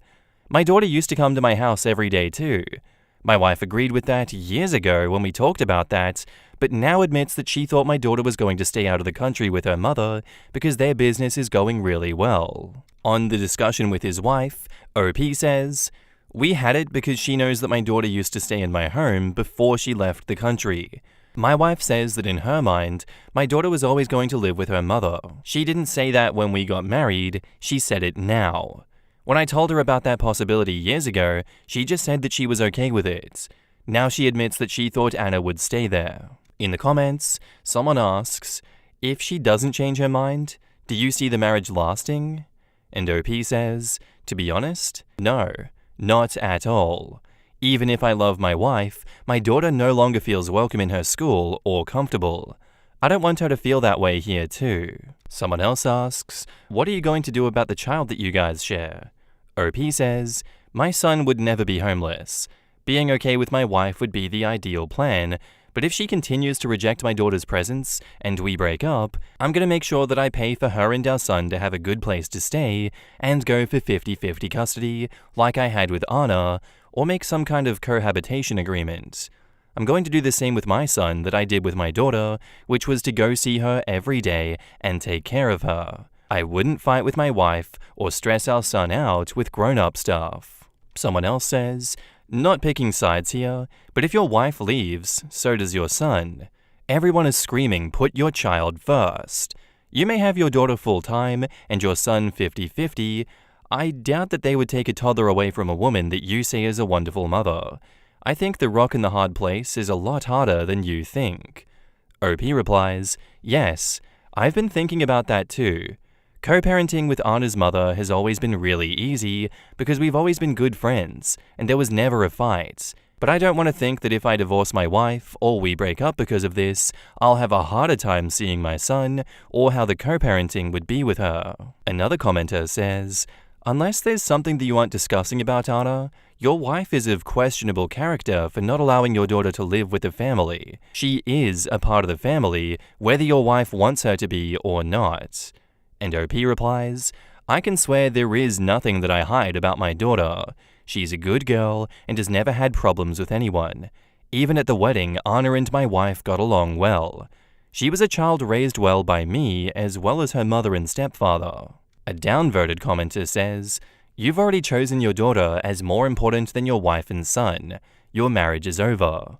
OP says, "You've commented this stupidly twice. And not only you're reflecting your own traumas, but you're also taking things for granted that you have no idea about. You literally jumped to the conclusion that I don't love my son just because I spoke well of my daughter." Bewitching Chick says, "Your wife doesn't want to be a stepmother, full stop. She doesn't want anything to do with your daughter. She is going to be awful to her. I would reevaluate my relationship had anyone told me this. And the fact that this woman doesn't realize that she is a stepmother already is absolutely insane and messed up. Red flags galore." Yeah, I feel like people might get confused. Not wanting to be a step-parent? Totally understandable and fine. You just met someone, they have kids, you're like, "Oh, that's not where I want to go, I don't want to be a stepdad." That's totally fine. But you marry someone with a child already and a weird living schedule and arrangements, and you don't want to be a stepmom? Gigantic red flag. To be honest, your marriage is over. Your wife openly doesn't want your daughter around, and even if she claims to change her mind to keep the marriage, it would be a lie. Even if she tried to pretend, people pick up on it when they aren't wanted or liked. So your daughter would literally feel your wife's dislike. You cannot bring your daughter into a home with your wife. It would harm her. My dad remarried when I was young, and I would stay with him for the summers. His new wife treated me like the other woman's child and constantly made it known that I was a burden and that she couldn't wait until I was gone. I'm not gonna lie, that messed me up for years. The difference here is that you're fighting for your daughter and actually making her your main priority. But I feel like your wife might be like my stepmother. Just something to consider if you decide to stay with your wife. I feel like it's hard to argue that OP is an asshole at all in this situation. I guess if you're someone that's of the mind that you always put your partner first so that there's a steadier foundation in the relationship, you might be convinced that OP's the asshole here, just because that's your moral framework for a marriage. But in this situation, I personally think that OP's doing the right thing. Like, the daughter doesn't want to be in obviously the South American continent because you said responsabilidad. Okay, call yourself out there. She's unhappy with, I'm assuming, Spanish being her secondary language, that she can't form relationships with people around her, and she's feeling homesick. She feels like she wants to come back to an environment that is more homely to her, feels like home. She doesn't feel like an outcast. I can relate with that. I can understand where she's coming from. For the wife not to empathize with that situation and then scapegoat it with, well, the business was doing well. I don't care how she feels. I thought the business was doing well down there, so she should just stay there. I don't know. That's a pretty vile thing to say. Like, she's 16. She wants to have a community around her. She wants to feel wanted. You're being a bit of a dickhead by forcing her out of the household that once was her home. Or is still her home, actually. You're the one not making it homely, wife. If anything, she's the one unreasonably pushing for a divorce here, and it'll be her fault, but I wonder if she'll even realize that she's the one that caused it. Not the arsehole OP. And now, onto the update. First of all, I want to clarify that I'm from a third world country, and here it is really expensive to get a plane ticket, and if I travel, I must do it with my wife and our son too, so it is too much money that we cannot pay. I let my daughter's mother take her to another country because, like every other father, I want her to have better life opportunities. I don't want to think that makes me a bad father, but I guess the minds that have always lived in privilege don't understand. Damn, that's a crazy line. That's like he who has not tasted grapes says sour. The last time I could afford tickets was for my daughter to come to the wedding. Not all of us have the privilege of paying for a plane flight. I've been thinking a lot, and in fact, I'm the asshole because of the way that I treated my wife. Even if most of the comments agreed with me. I don't think it was right to say that to the woman I love, even though I was angry. I apologized to her for what I said, and the way that I said it, but I told her that I don't like it when she ignores me and gives me the cold shoulder when I try to talk about our issues, and the fact that she denied the familiarity between our son and daughter was just cruel. She apologized for it and said that she was angry and said things she regrets. I made it clear to her that Anna is coming back because no one can forbid any of my children to live with me. Not only morally, but legally, I am totally obligated to give my daughter and son a house. She tried to argue, but I asked her how she would feel if we divorced, and my new girlfriend refuses to let our son live with me just because she didn't sign up for it. I asked her if she would appreciate a man who abandons his children for a woman more than a man who cares about his children, if she would feel confident knowing that she is married to a man that abandons his children that easily. My wife said no, that obviously she knows how much I care about our children and hates the kind of man who abandons their kids. That she knew she wanted to have a child with me because she saw how even though my daughter was so far away, I made video calls to her every day, and we always help each other with things around the house. And then I asked her why she rejects the idea of my daughter being here, and she admitted of being jealous of Anna. It's something that I've noticed in the past.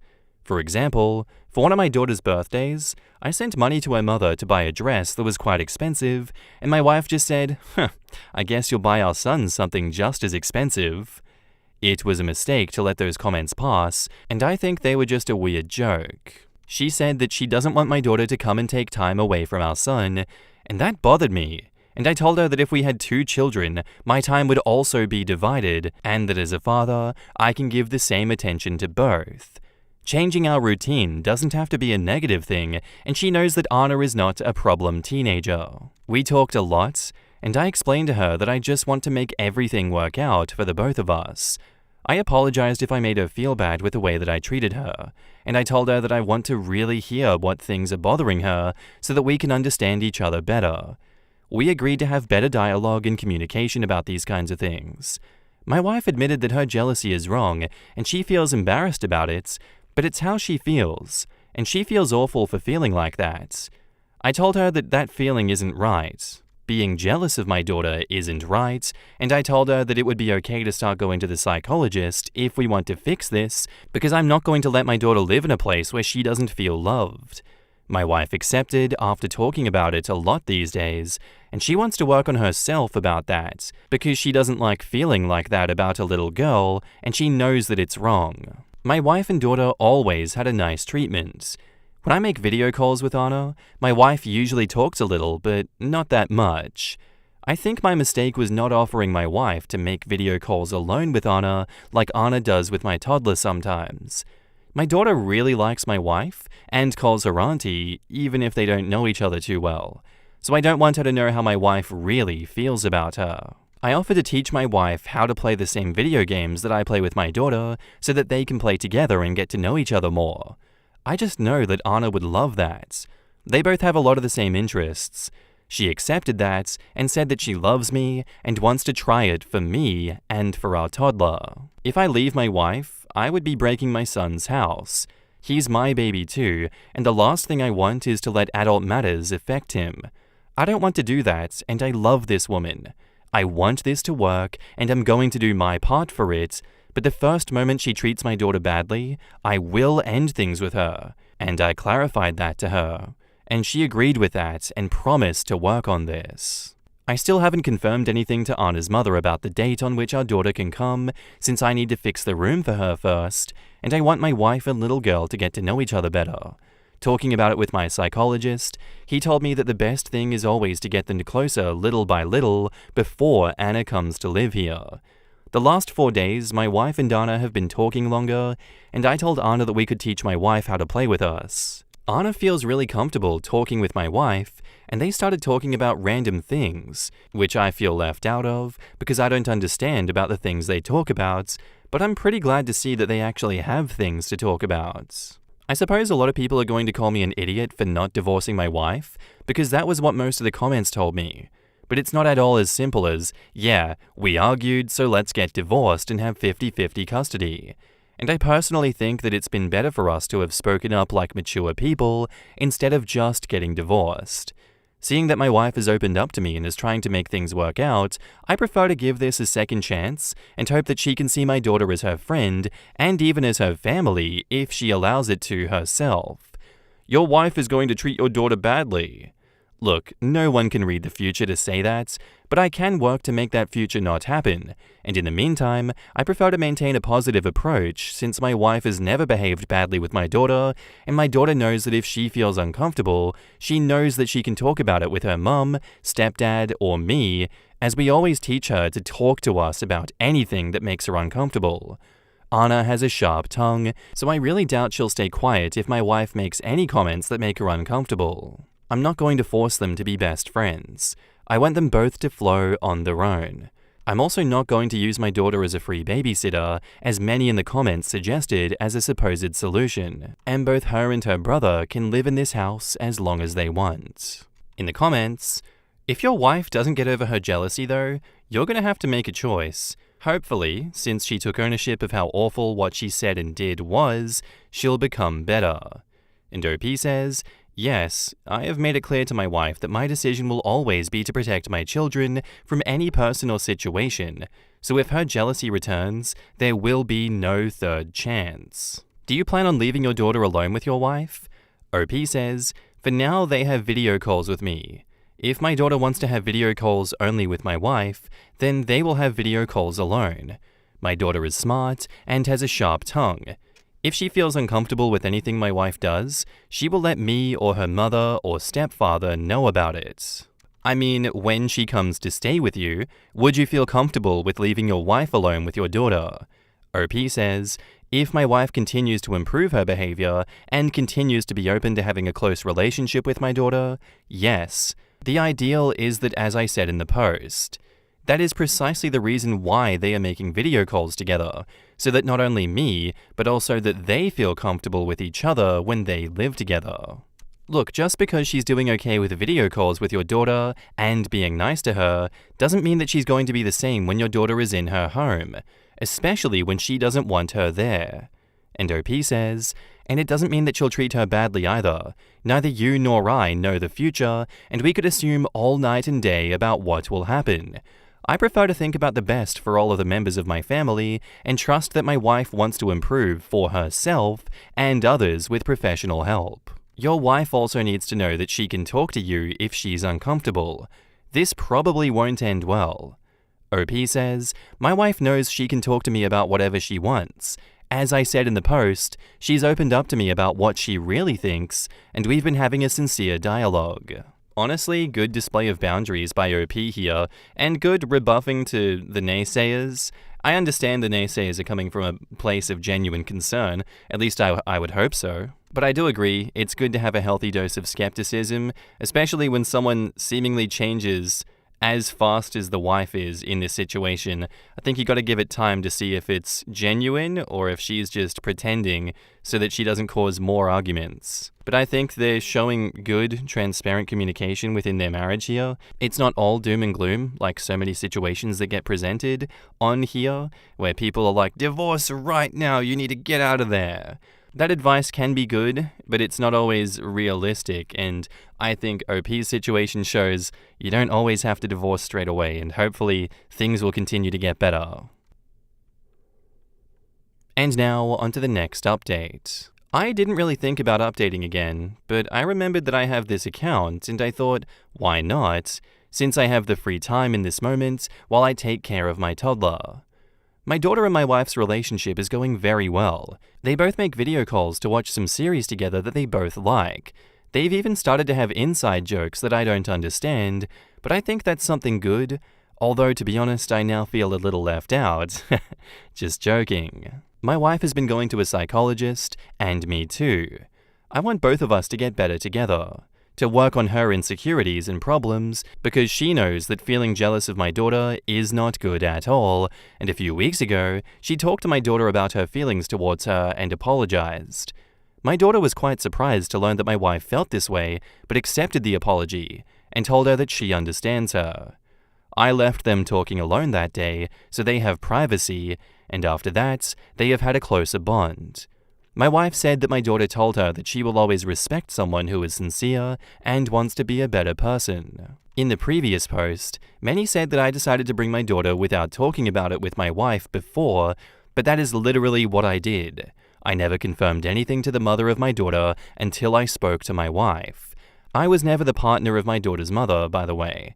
Many commenters suggested her as my ex-wife, but we were never anything. The talk about bringing my daughter back was paused because I wanted them to know each other better before living all together, but my wife started to talk about how she wants to decorate the bedroom and rejected all of my ideas because they're too boring for a girl. So she's having fun redecorating the room with our toddler, who was really happy to see his sister in person. We still didn't arrange a date because my daughter's mother has to talk with her high school for problems there and everything. And I have to prepare everything here too, but all is going well step by step. In the comments, how can you live somewhere where you can see a psychologist but airfare is expensive? OP says, in my country, there's something called obra social, which gives me, my wife, and my kids free private healthcare, and therefore also to be able to go to a psychologist for free. Someone else says, flights are only $1,000 to Europe. This commenter is pulling information out of their ass. Damn the call out. OP replies, you have the privilege of earning in dollars and not having a totally devalued economy. I don't. Here, there are many people who make less than $250 monthly. My daughter lives in another continent, not Europe.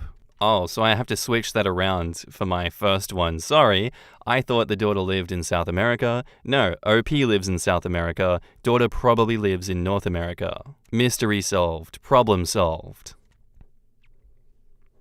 And now, onto the last update. Hello, I just wanted to have one last update before deleting this account since I don't see the point of continuing. My daughter has been living with us for weeks now. My wife and her get along well. Her little brother adores her, and they can finally spend some time together in person. He's really excited to have her home now. My wife has been working a lot on herself, and I've noticed how much she changed in a good way, and how her relationship with my daughter is good too. I noticed it especially when we went to pick up my daughter at the airport, and my wife was very excited to see her. They had been watching movies together online for months. She is no longer jealous of my daughter, and although it's a process that takes time, I know that she's making an effort. My daughter has not started school here, so she'll have to wait until next year. Anyway, we decided to bring her now since in a few months the tickets would be much more expensive. It was my wife that told me that, and that she felt ready to spend time in person with her.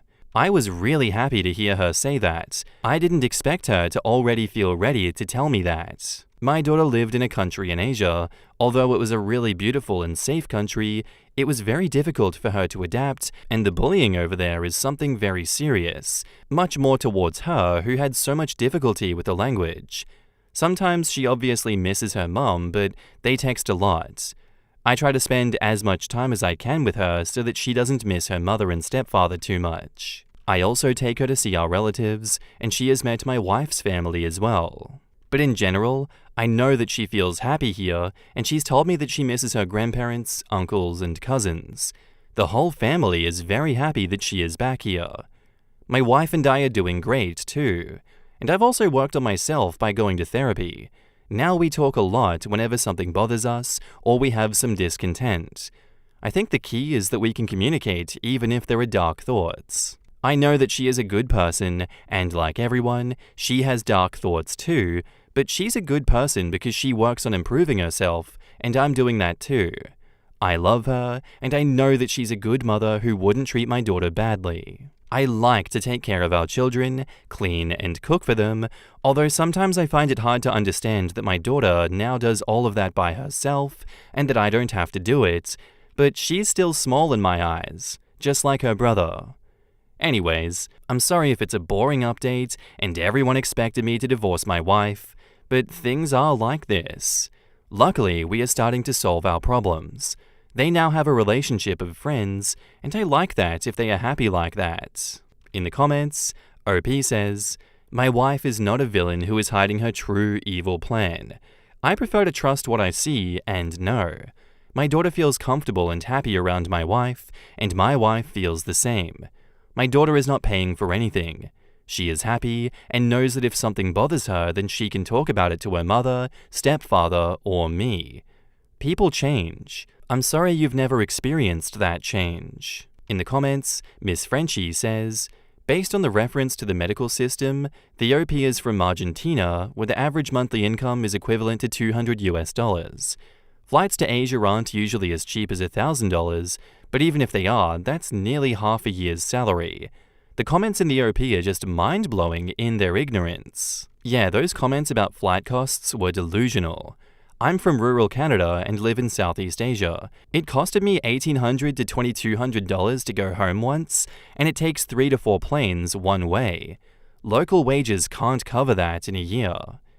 Edit, and then assuming that that means it's impossible to find a psychologist was also so ridiculous. Developing country doesn't equal no medical system. That person has never left their home country except for resort travel. I love the comment, even if it's just out of their ass, about tickets to Europe only cost $1,000. Like, oh, only $1,000? Yeah, let me just pull $3,000 out of my ass to take me and my wife and kid to go visit my other kid. I sure wish I was somebody who considers $1,000 only anything. Yeah, pretty insane energy from those first comments, but hey, what are you gonna do? That's Reddit for you. Reddit is a fantasy land sometimes where people are millionaires or temporarily embarrassed millionaires. They'll get there soon because, it's only $1,000 to go to Europe. I've got the money for that, so you should too.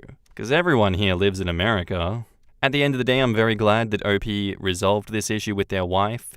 It does seem as though there was no evil master plan, unfortunately, and this was just two lovely people cohabiting that had a problem with each other, and what would you know? Open, transparent communication between them solved the issue because they were both willing to work together. I was a bit jaded in my initial response, yes, where I was like, well, if the divorce happens, it's her fault.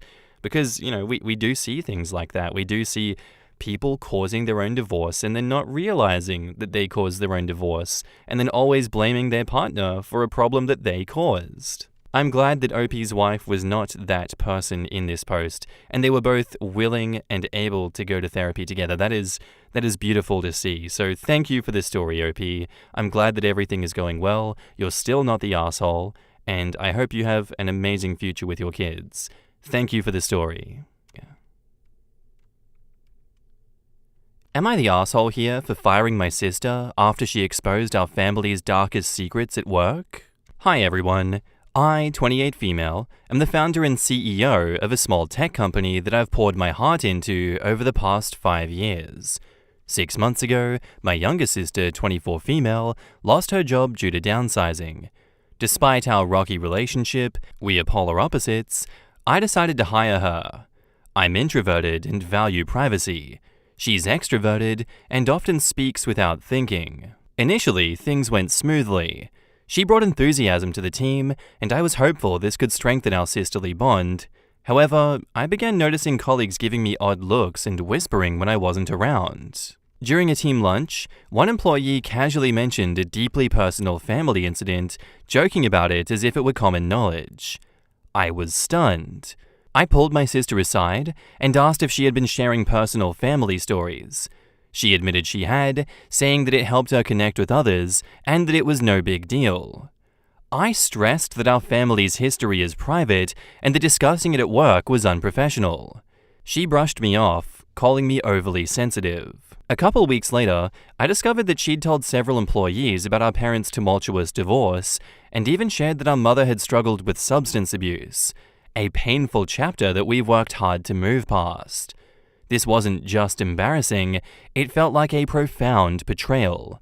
I confronted her again, but she accused me of trying to control her and said I was letting my CEO status go to my head. Realizing that this was jeopardizing not only my reputation, but also the company's culture, I made the difficult decision to terminate her employment for breaching confidentiality and unprofessional conduct. She was furious, accusing me of choosing work over family and vowing to never forgive me. Our parents are now involved and believe that I overreacted. They think that I should have been more understanding and given her another chance. This whole situation has left me questioning myself. I feel guilty for firing her, but also feel that I had to protect my company and personal boundaries. So Reddit, am I the asshole here for firing my sister after she exposed our family's darkest secrets at work? In the comments, Cyclone11 says, "Are you sure your sister lost her previous job to downsizing? Sometimes that is the excuse used to get rid of troublesome employees. Either way, not the asshole. No one can survive the blatant hits to the companies and your reputation and have it end well. Case of mess around and find out for sure. Not the asshole. You didn't choose work over family at all. She chose to divulge personal and private information that could damage your reputation and your company's reputation. You chose to get rid of a problematic employee, period, and you did give her warning. Exactly this. I got my sister a job at my place of employment. I'm a nurse. I recommended her for a unit secretary job.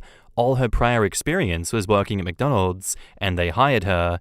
And she did the exact same thing and destroyed the reputation that I worked a decade to build.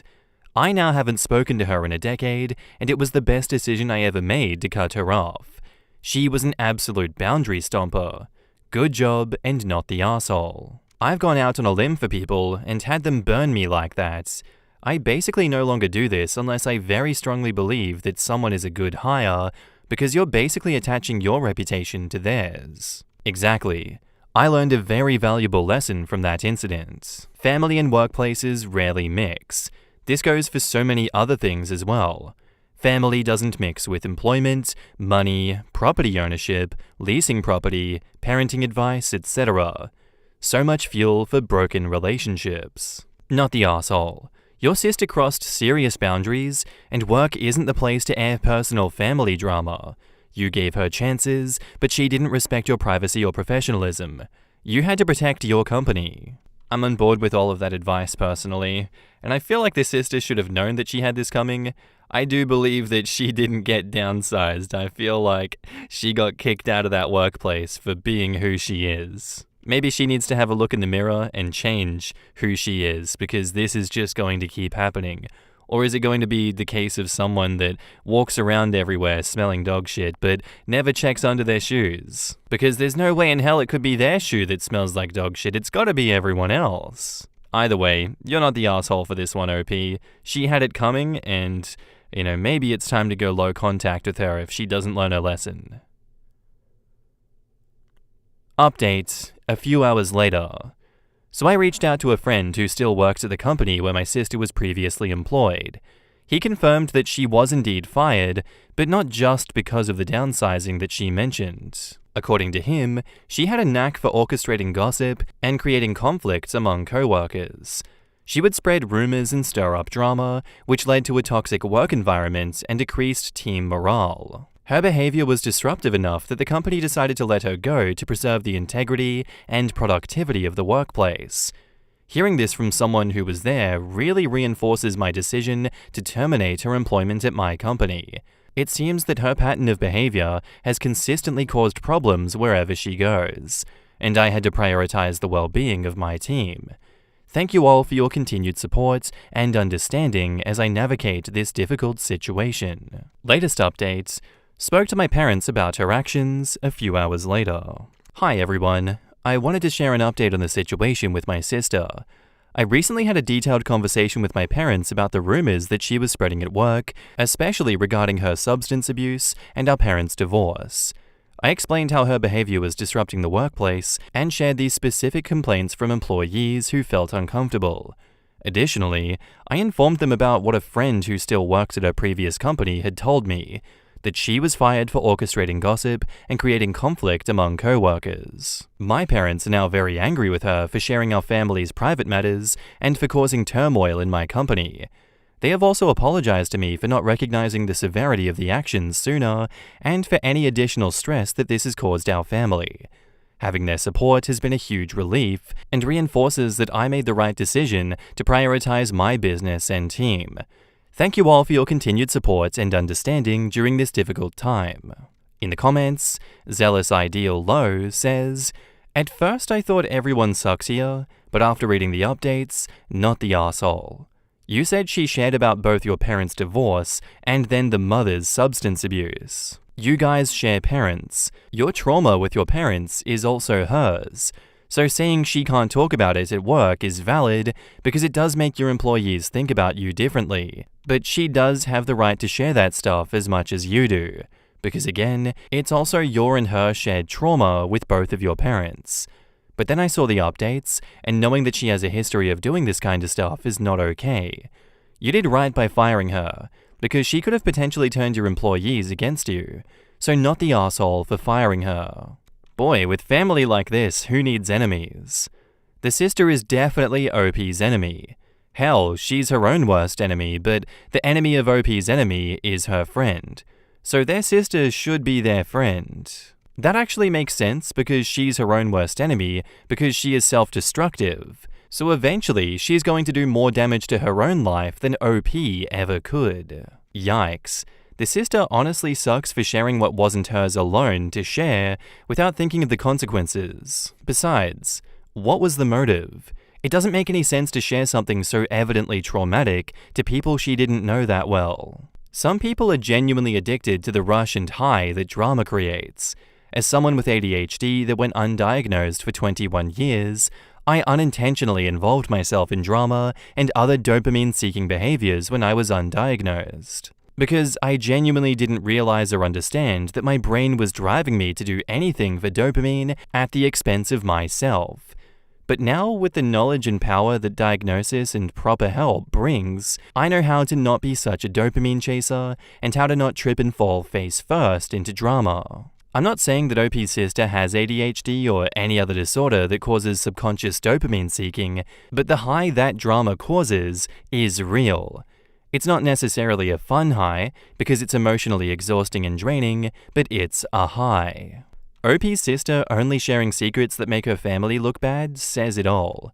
The fact that she had a job handed to her and then decided that gossiping was more important than being grateful is crazy.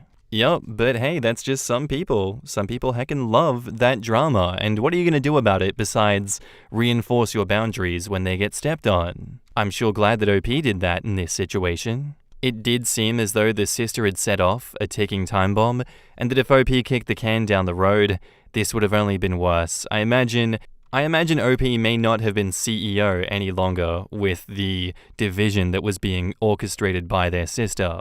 So really, it was best to just remove her as soon as possible. She doesn't earn any sympathy in this situation. Nothing she did was acceptable. Thank you for sticking to your guns in this one, OP, and thank you for sharing your story with us. Our next post is by user Captain Mookie, titled, "My boss had a passing comment of, 'I need to get more from your role to justify the pay. I've been here for a month, and I thought that I've been doing well until now. Should I jump ship?' So a month ago, I joined a small pool construction company as a project manager dealing with permits and design work. I thought that I've been hitting every metric, and in my opinion, I have done everything asked of me.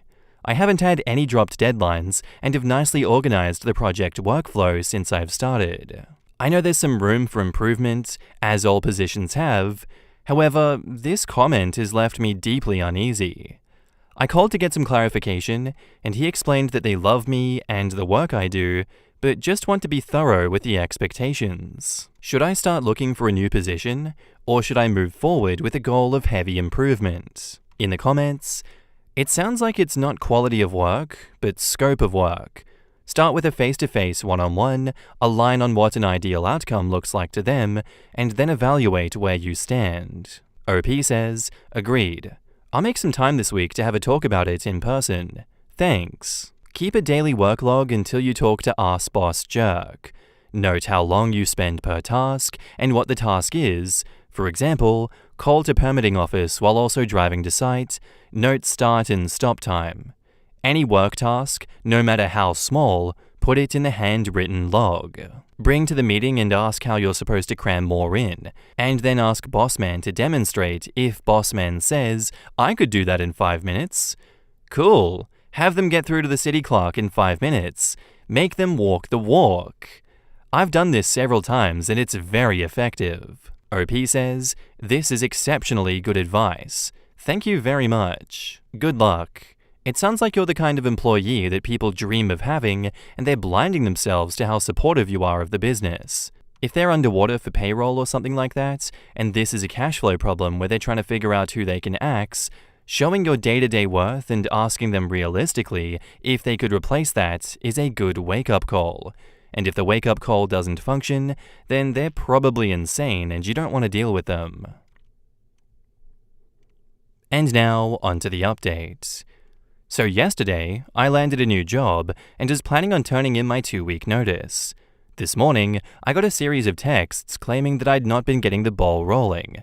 So instead, I decided to quit. I said, "Good morning to the team at Redacted. Unfortunately, today is my last day working at Redacted. While it was a pleasure to assist you in your CAD and permitting needs, I found the work environment here not satisfying my needs. The late-night texts, after-hour calls, missing paydays, the unfounded claims that I am not getting the ball rolling on our open projects are some of the contributing factors to my decision." Also, the comment, "I need more from your position to justify the pay," is a comment that has caused more anxiety than missing a deadline, quitting a job, being berated. I believe there are better ways to set expectations for your employees than to devalue them as an asset of the company. Additionally, there are multiple occasions where I have not received full payments during paychecks and multiple occasions of my mileage not being reimbursed, both of which are incredibly unprofessional. Now, I don't mean to aim these comments towards anyone other than Jason. Everyone else I have interacted with has been nothing but a delight. Best wishes, and genuinely hoping for your success, OP Captain Mookie. Edit. For those comments saying that this isn't career advice, you are correct. This is an update to the career advice that I received a few weeks ago.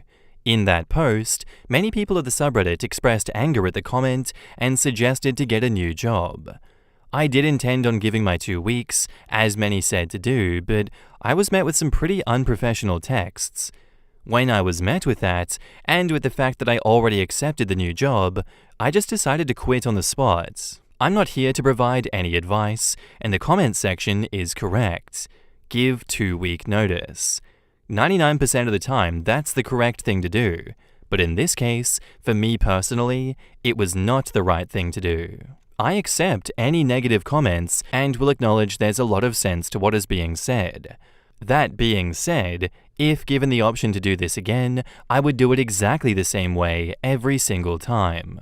Edit. So many of you have asked, and I wanted to provide more context. I no longer have access to the texts, so please forgive me.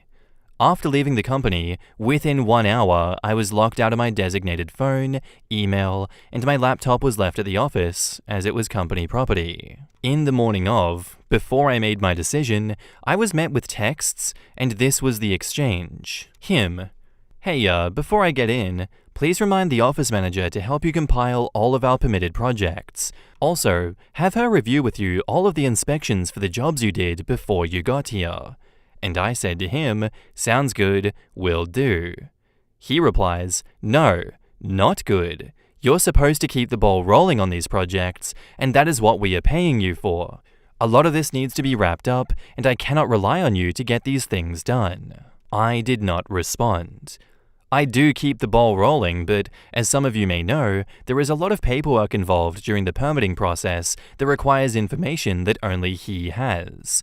I have emailed him in the past stating, "This job needs insurance information for an encroachment," or "This job needs payment for permit issuance," or "This job failed permit because we need specific engineering detail that is incorrect or not provided."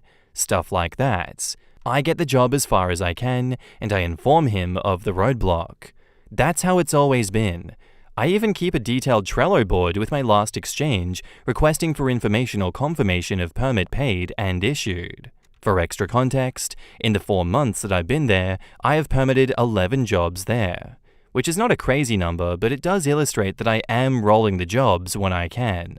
That was the claim that upset me, because I keep a very detailed list of jobs that are in process, and have always informed him of where our projects stand. For him to claim that I'm not keeping the ball rolling, when our hang-ups are primarily waiting for information that only he can provide, upset me. So I wrote the letter that I sent in the morning. Now, after I decided to leave, I had a meeting with him, and things were tense. I explained in person that the comment from a few weeks ago had caused me a lot of distress, and he tried to walk back his intentions. I told him that it's fine, and that I still would move on with this new job. I lied to him about the new employment so that he would have less information to interfere.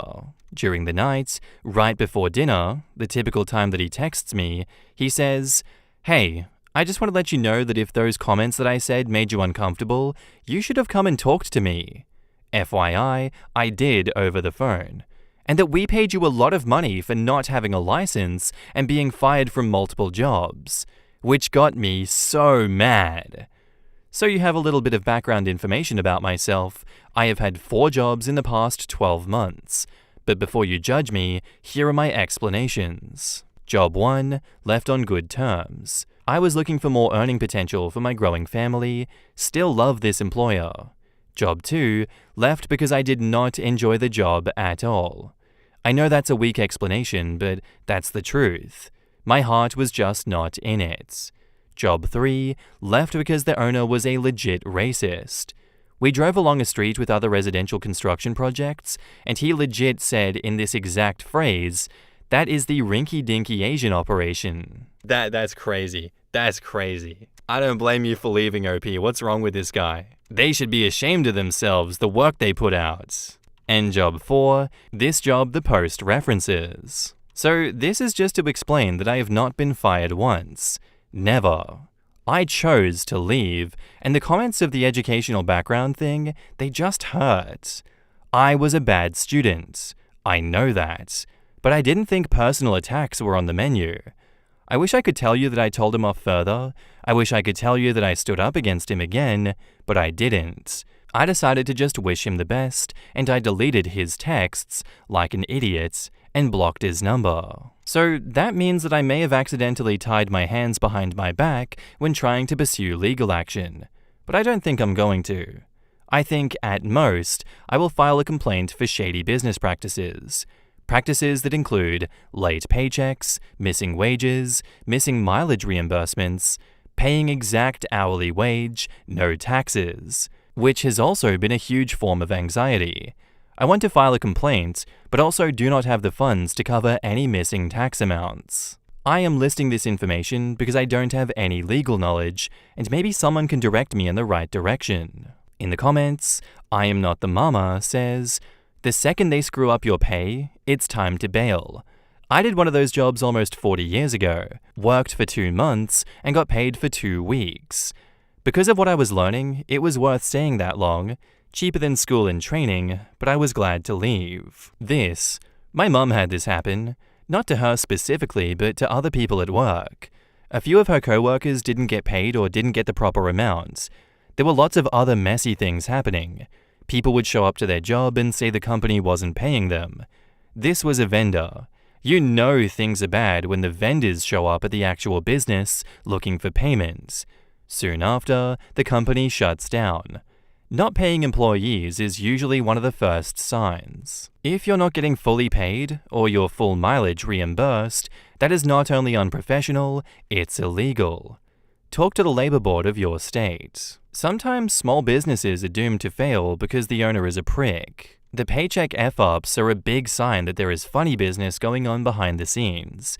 Either the boss is bad at their job, or someone is moving money that shouldn't be moved. Leaving was honestly the best option to deal with this. Agree. And we'll add that if there are missed paychecks, then also zero reason to give 2 weeks' notice. Beyond basic decency being a two-way street, why work an extra 2 weeks that you'll then have to fight to be paid on? Am I the asshole for not caring if my brother has changed and feels bad about how he treated me growing up? I'm 19 male, my brother is 21, and is my only sibling. So I realized I was gay from a young age and came out at 14. My parents were supportive from the get-go, but my brother was absolutely not. He tried telling me that I wasn't, or that I was just trying to get attention, and tried to get me to change my mind. When that failed, he called me a freak, diseased, says that I was going to hell, even though we aren't that religious, and made it clear that he didn't want a relationship with me. He outed me at school. My friends already knew, and tried to get others to join in, but no one really cared, and nothing much changed. Needless to say, I vowed to limit contact with him as much as possible. But the comments continued until he moved out when he turned 18 for school. I've since gotten into a great school and have completed 1.5 years. I'm in a relationship, my grades are the best they've ever been, and everything seems to have fallen nicely into place. My brother sent me a Facebook message back in August. He started by apologizing for how he treated me, saying he was depressed before and was stuck inside his own head / fell into the wrong crowd online that reinforced his bitterness towards others. He said he had gotten treatment for his depression, feels more confident than he has in years, and was on the upswing and wanted to meet up to repair our relationship. He said he was proud of me for being gay and supported me and apologized for taking so long to make it known. I didn't respond. Nor did I respond to his happy birthday message in September. Then he started texting me, saying he understands if I'm still hurt, but that he would love nothing more than to make up for the hurt that he caused. I haven't responded to these either. Here is where my boyfriend says I'm the asshole. Over the holidays, we were all back at my parents' house. I had a great time seeing my family, except him. Every time he'd ask about me or try to talk to me, I'd give him one-word answers or clam up. He offered to get a game for me as a gift, but I declined. He pulled me aside to apologize face-to-face, reiterating the stuff that he said before, but I also cut that short and walked away. Meanwhile, I talked with my parents like normal and was very open with them about the happenings of my life, typically within earshot of him. The day that we left, I said my goodbyes and found him by my car crying. He said he understands why I'm closed off to him and that he regrets how it turned out, wished me well, and went inside. I told my boyfriend about this when I got back, and he's pissed and called me an asshole. Boyfriend says it's clear my brother feels badly about how he used to be, and he's changed, and that to throw it all back in his face is a dick move. My parents agree and say he's a good person, but ultimately feel that it's up to us. Personally, I've gotten so used to the idea of not having a brother that I don't know if there is anything left to salvage. He made his choice to sabotage me then. Is it really my problem that he regrets his actions now? Am I the asshole? In the comments, you're the asshole. Isn't this the best case scenario? A bigot had a change of heart and regrets their past actions. That's the goal with every bigot that I come across. He cannot change the past, but he can try to make up for it. You don't need to forgive him, but it might be worth hearing him out to see if he really has changed. OP replies, I know he isn't homophobic anymore if that's what you mean, but why should I have to be the one to take the time and energy to hear him out? No assholes here, at this point anyway. Of course, you don't have to forgive your brother just because he's asked for forgiveness, and forgiving him doesn't mean that you have to have a relationship with him just because he wants one. But not knowing if there is anything to salvage is different from being sure that you want nothing to do with him. At the very least, you might want to consider explaining to him why this is not a thing that he can make up for, and seeing how he responds so you can decide whether you're really done with him or not. OP replies, the worst part is, I actually think I want to forgive him.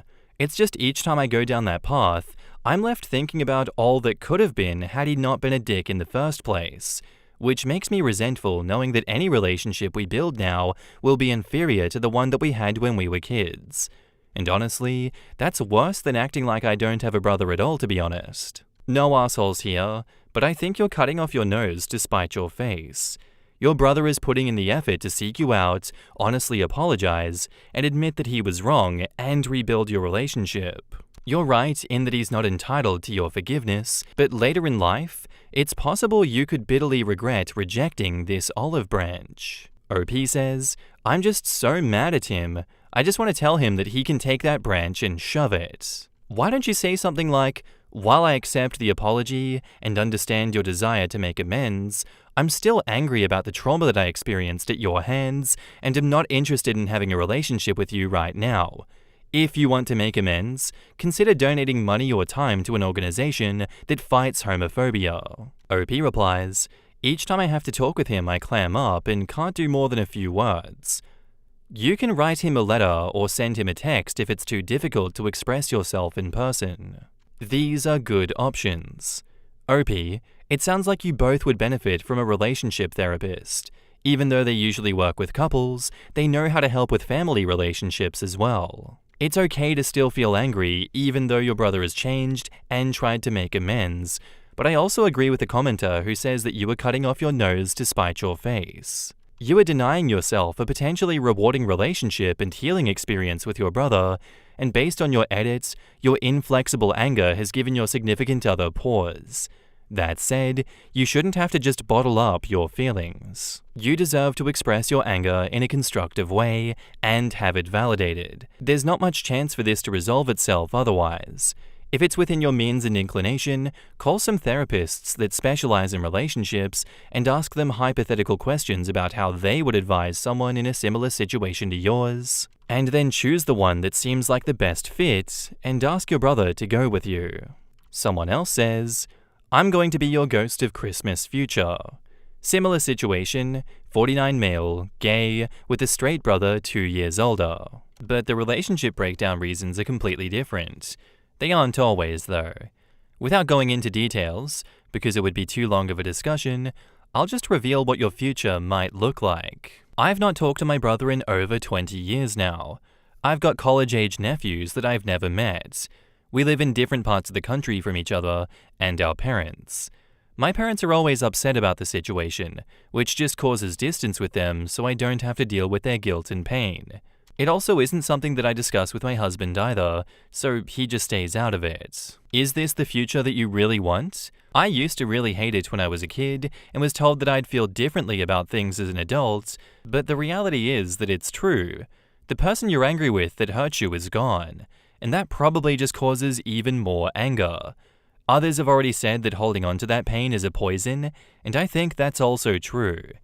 I don't think you're being an asshole, just kind of mean. Probably because it now feels good and justified because of what happened. I'm sorry for what you went through and are still going through. You didn't do anything to deserve it. I'd sound like a hypocrite for giving you any real advice. This post has really stirred up a lot of emotions and reflections for me. Looking back, I'm not proud of myself. I'll just say that I think you've been given a gift though. Any opportunity to get your real brother back, who you've not really met yet, I wish you luck and hope that you can heal. Back up to the post, there is an edit. So my boyfriend just texted and said that how I handled this thing has him questioning things, and that he thinks that we should take a step back for a while. So that's cool. What's going on with your partner there? Why are they being so manipulative towards you in this situation? Oh, if you don't take him back and immediately forgive him, I'm gonna break this relationship up.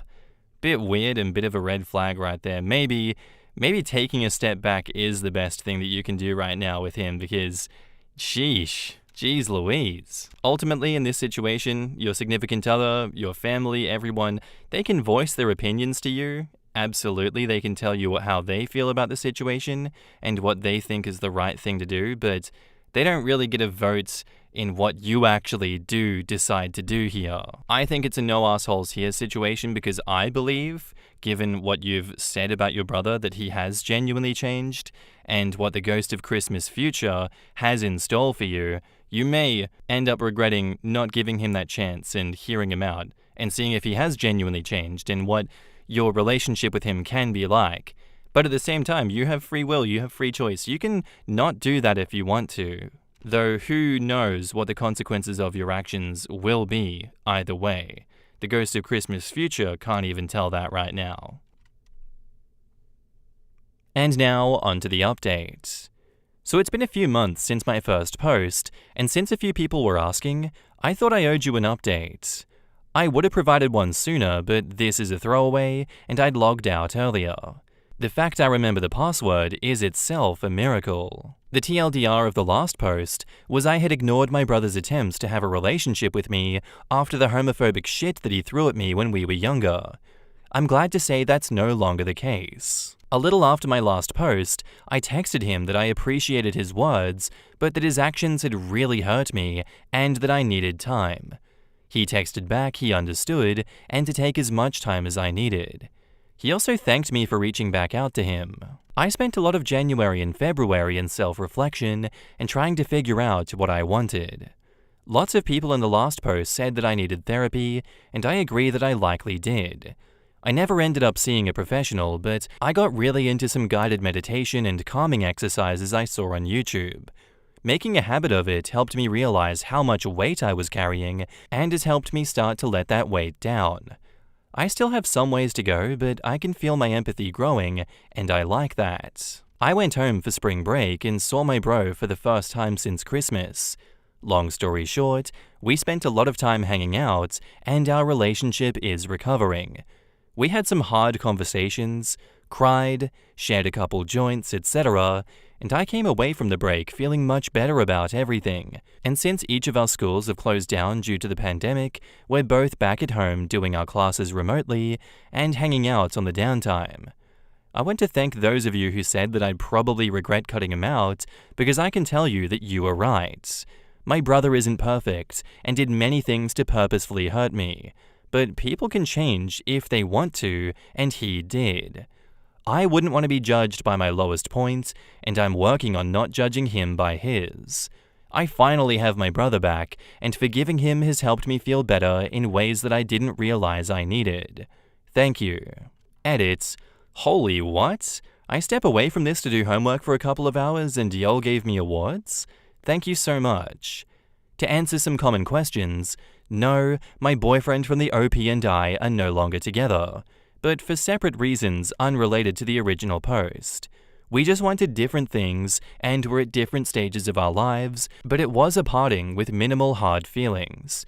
I don't consider his reaction to be manipulative. It wasn't a hard do this or we're through.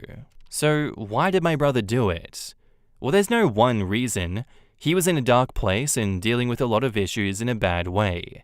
He was ignorant about a lot of LGBT stuff and relied on that ignorance when it came to me. It took a while and going off to college/meeting new people for him to begin questioning a lot of things he believed. And since getting help for his unresolved issues, it was a step-by-step process until he saw how wrong he was. He said he didn't even realize how what he was doing was hurtful a lot of the time because he was so in his own head and had some really bad influences on the internet reinforcing his mindset. I can understand that, and I love how far he's come. Why didn't our parents intervene even though they always had my back? Well, they did a lot of the time, but most of what he said or did wasn't in their presence, and I was not one to go running to them each time I was the victim of something. They're good people, and I hold no animosity to what they might have done instead. I'm thinking about showing my brother this and the previous thread so he has a better understanding of how I felt about this and may update later on how that goes. Also, I just want to say to others out there who feel they've been repeatedly wronged by someone to the point they want to cut them off, that I know exactly how you feel. But the fact is that people can change if they want to. And even if they do, you're under no obligation to welcome them back into your life. But if you can find it in your heart, I'd strongly encourage you to give them a fair shot at doing so. People do messed up things, sometimes many times or for many years before they realize it and feel remorse. We're all only human. In the comments, Guy with Stick says, "It's hard for me to find a reason to forgive family that purposely hurts family. Strangers I can understand, but family is the core of trust. Breaking that trust usually causes a domino effect that outperforms the original behavior. I don't plan on ever forgiving my brothers. It's a trap." OP says, "I understand where you're coming from. Consider this if you would. In my opinion, there's much more reason to forgive a family member than a stranger. Injury from family hurts more than an injury from someone you barely know. Like you said, family's supposed to be the bedrock of trust, and breaking it can cause a lot of subsequent harm. And while your birth family is who you're stuck with by virtue of being alive, they are by no means your real family. You choose who that is. I'm fortunate enough that the family I've chosen is also the one that I was born into, but many aren't so lucky. The fact is that humans can be assholes, idiots, and selfish to the point that they hurt those they're around. Sometimes on purpose, and sometimes without even realizing it. But even if you choose your own family, the one you're born into knows you very well. You have memories that no one else has. You've shared experiences that no one else has. And even if you've cut them off for good reason, holding on to hate towards them or wishing them misfortune will have a corrosive effect on your own well-being. Not forgiving a stranger just isn't the same. The hate is just as corrosive, but it's much less relevant to you as a person and much less intimate a situation than hate to a family member. Being angry at a stranger is like holding a red-hot screw. Being angry at a family member is like having a red-hot screw between your heart and your lungs. You don't need to have a relationship with anyone if you don't want, not even your birth family. You don't need to make people feel better if you think they don't deserve it, but I urge you to look at the baggage that you carry inside. Baggage which may well have been thrust onto you through no fault or choice of your own, and slowly allow yourself to let it down. Forgiveness isn't about saying everything is okay or back to where it was. It's about allowing yourself to heal from the damage others caused and to leave it in the past. It's a very intimate thing to experience, but a very scary thing to even try. But I encourage you to take a chance if you can. You owe it to yourself, and who knows what can come from it. Common Sense Used replies, "I'm glad that you are one of the lucky few who were lucky enough to mend relationships." OP says, "Thank you. I look back at my comments from the original, and it's clear that I wasn't in the best place. I can only hope it keeps looking up. Are you and your boyfriend still together?" OP says, "Oh, I forgot to mention this, didn't I? No, we're not together anymore, but for unrelated reasons. We just weren't a good fit and wanted different things. Sorry to hear that you're no longer together, as I'm sure that hurt, but I do want to say that him threatening your relationship because you didn't want to immediately forgive your brother did feel a little manipulative. Family is hard, and your brother wronged you. I'm so glad to hear that he has genuinely changed and that you've been rebuilding your relationship. But it's my opinion that while significant others can voice their opinions, they don't get a vote or to make their word law when it comes to your family.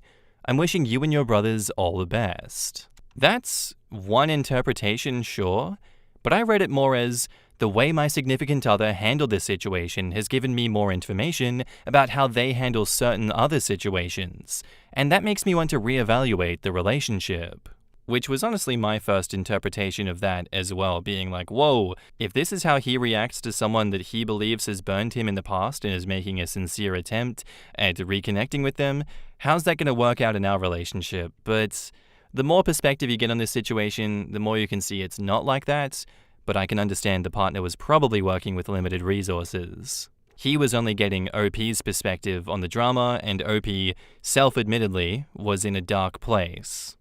A little extra to the end of the post here, OP commented on another post similar to his own experience 2 months later and says, I saw this on my main and logged into my throwaway for this.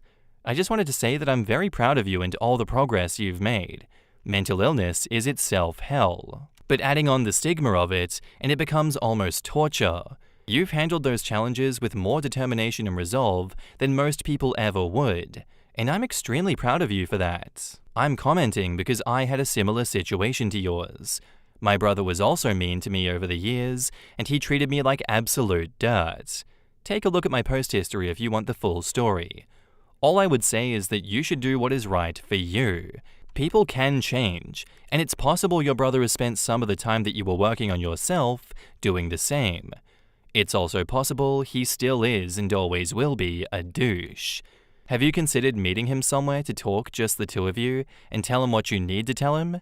Is there a way that you could write a letter to him or something and let him know what specifically he did that is making you want to say no to reconnecting? Your relationship with him will always be lacking and detached if you never explicitly air out your grievances with him. You can always cut him out of your life at a later time, but you won't be able to communicate with him like this once you do. So maybe it's a good thing to think about. Even if it doesn't work, you'll be no worse off than you are now. But of course, look out for your own needs first and do what you think is best for you. Best of luck. Our next post is by user Bellavent, titled, My boyfriend did not give me the first slice of cake.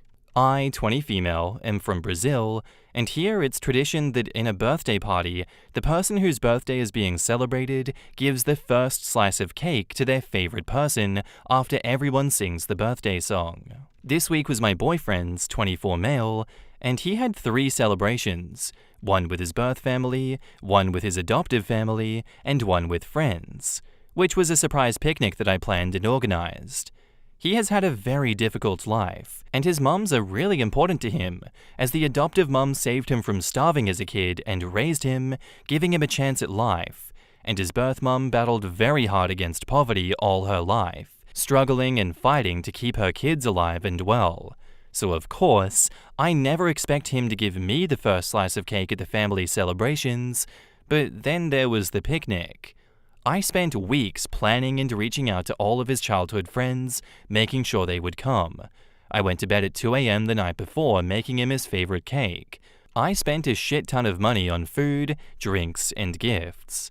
I did not do it because of the first slice, of course, but at all times, I couldn't help but think, now it's my turn. Turns out, it was not. He has a best friend of many years. She and Tim are like brother and sister. They went through a lot of shit together, like losing her mum, him not having food to eat at home as a teenager, and even though they are so close, they don't get the chance to see each other very often now, as they both are very busy with life and all its shit. So of course, he took the chance to show her some appreciation. She was so happy, and of course, I understood the situation. He sees me every day, and has the chance to honor me almost daily. He always makes me feel really loved and all, and he can't do that with her. Also, I understand that he wanted to show her that him having a relationship does not mean that she is not his sister anymore, a priority in that sense. I am not jealous, because I know there is nothing romantic between them. As she's pretty gay and polygamous, he is the most monogamous guy in the world, and he worships me. But I couldn't help but at least feel a bit, I don't know. Do I need to explain? Maybe disappointed, maybe unappreciated. I feel like I can never be the most important person in the room. We always talk about getting married. We are each other's life, and still, get me? And also, he did this in front of everyone, in front of all of our mutual friends who don't really know her and all she means to him. So I also felt kind of embarrassed. I'm just venting. I want to go home and cry a bit. I know I'm being childish, but I guess I will keep it that way for now. In the comments, RichAd4654 says, Your feelings are valid, OP. You can be both understanding and hurt at the same time. I'm not prone to overreaction, and I'd struggle not to feel hurt. You sound like you have a great relationship with your boyfriend. Share how you're feeling, and importantly, show him that emotion.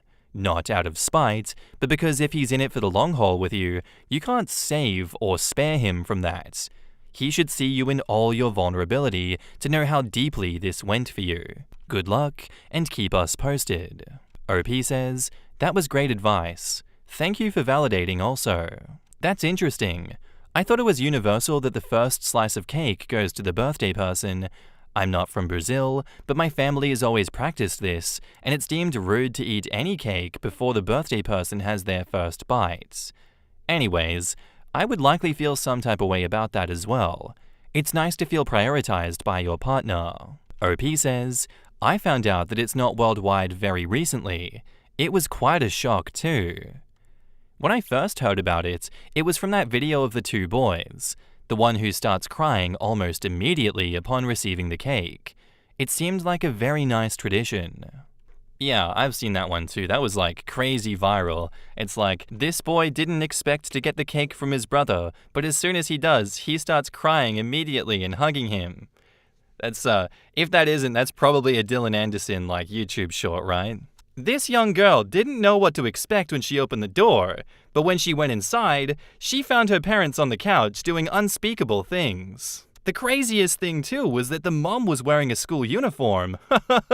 I'm sorry.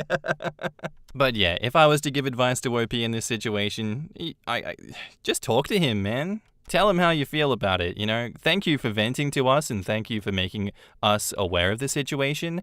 I don't think you're overreacting, and I think it's more than okay for you to feel that hurt with him, but you need to have a transparent and honest conversation with this man about how you feel, because I'm sure his side of the story will help you understand where he's coming from, why he did that, and then next birthday, you know, maybe anniversary cake or his actual birthday next year, he will know to give you the first slice of cake to validate you. Unfortunately, we do not live inside your heads and hear your every thought, so telling him is the best thing to do. And now, onto the updates. Hi everyone, thank you for all the kind comments. Me and my boyfriend have very different energy spans, so I usually leave hangouts a lot earlier than him, which is what happened today. So I left, posted the story on Reddit, took a shower, and started to paint my nails. About 3 hours after I left, my boyfriend calls me. I pick up and he is sobbing. I notice he does not have Reddit and he does not speak English, so he didn't know about the post, and I had not talked about my feelings with him yet. So he calls me absolutely pouring, saying he was going home and he has had the best day of his life, that he loves me so much for doing this for him, and spends the next 15 minutes talking between sobs about all the effort that I put into the birthday celebration, thanking me for every single one of the things I did. Then he mentioned the cake slice. He said that to me throughout his entire life, because he's always had birthdays in his mum's houses, he had never given a first slice to his best friend, who went through all of that with him, and that me being empathetic enough to let him do this was honestly one of the most special things I have ever done for him. He told me she had been going through some very important stuff, and he was not around ever because of work and college, and she was feeling very left behind because of this, which is a huge thing since they are basically brother and sister, so the cake made her cry so much. It was the first time that he had ever done this, and she finally felt like he had not forgotten about her. And then, because I made that much effort for him, he asked me to rest. He told me that this next week was going to be entirely for him to show me appreciation. He asked me to please, for once, not sabotage him showing me love and pampering me because I feel like I don't deserve it. Because he was going to take his savings to take me out and spend the week giving me surprises. I know him well enough to expect some love notes, him showing up to surprise me at my place, and maybe even a song written for me. He also invited me to spend the weekend at his place, just the two of us. He lives with his family and they're all going to the beach, leaving the house empty, so that he can cook me dinner and give me one of his 1 hour long full body massages. They are my favorites. Then after he said all that, I took the opportunity to tell him how I felt about today. He listened quietly, and when I was finished, He apologized, saying that he didn't realize that was how I felt, that was not his intention. He just thought that it didn't mean as much to me as it would have meant for his best friend, so he decided to honor her that way and then honor me differently with my Princess Week. But he told me he understood how I felt and that he was sorry anyway. We talked a bit more, but we got over that stuff pretty quickly, and it all ended with us gossiping about the day, because gossip? Two friends of ours who don't really get along very well apparently went home together and half drunk after I left. Man, I love gossip. Well, friends, I suppose that's my update. Maybe this is the day that Reddit realizes that emotions are complicated and life is too. Which is why small moments do not define a relationship or someone's feelings. How we react to the situation and deal with it does. I love my boyfriend, and he loves me a lot too, and that does not mean that he does not have any found family beyond me. That also does not mean that I'm not allowed to feel sad. I have the right to feel what I feel and to be welcomed in that feeling, being validated. I will marry this man, mark my words.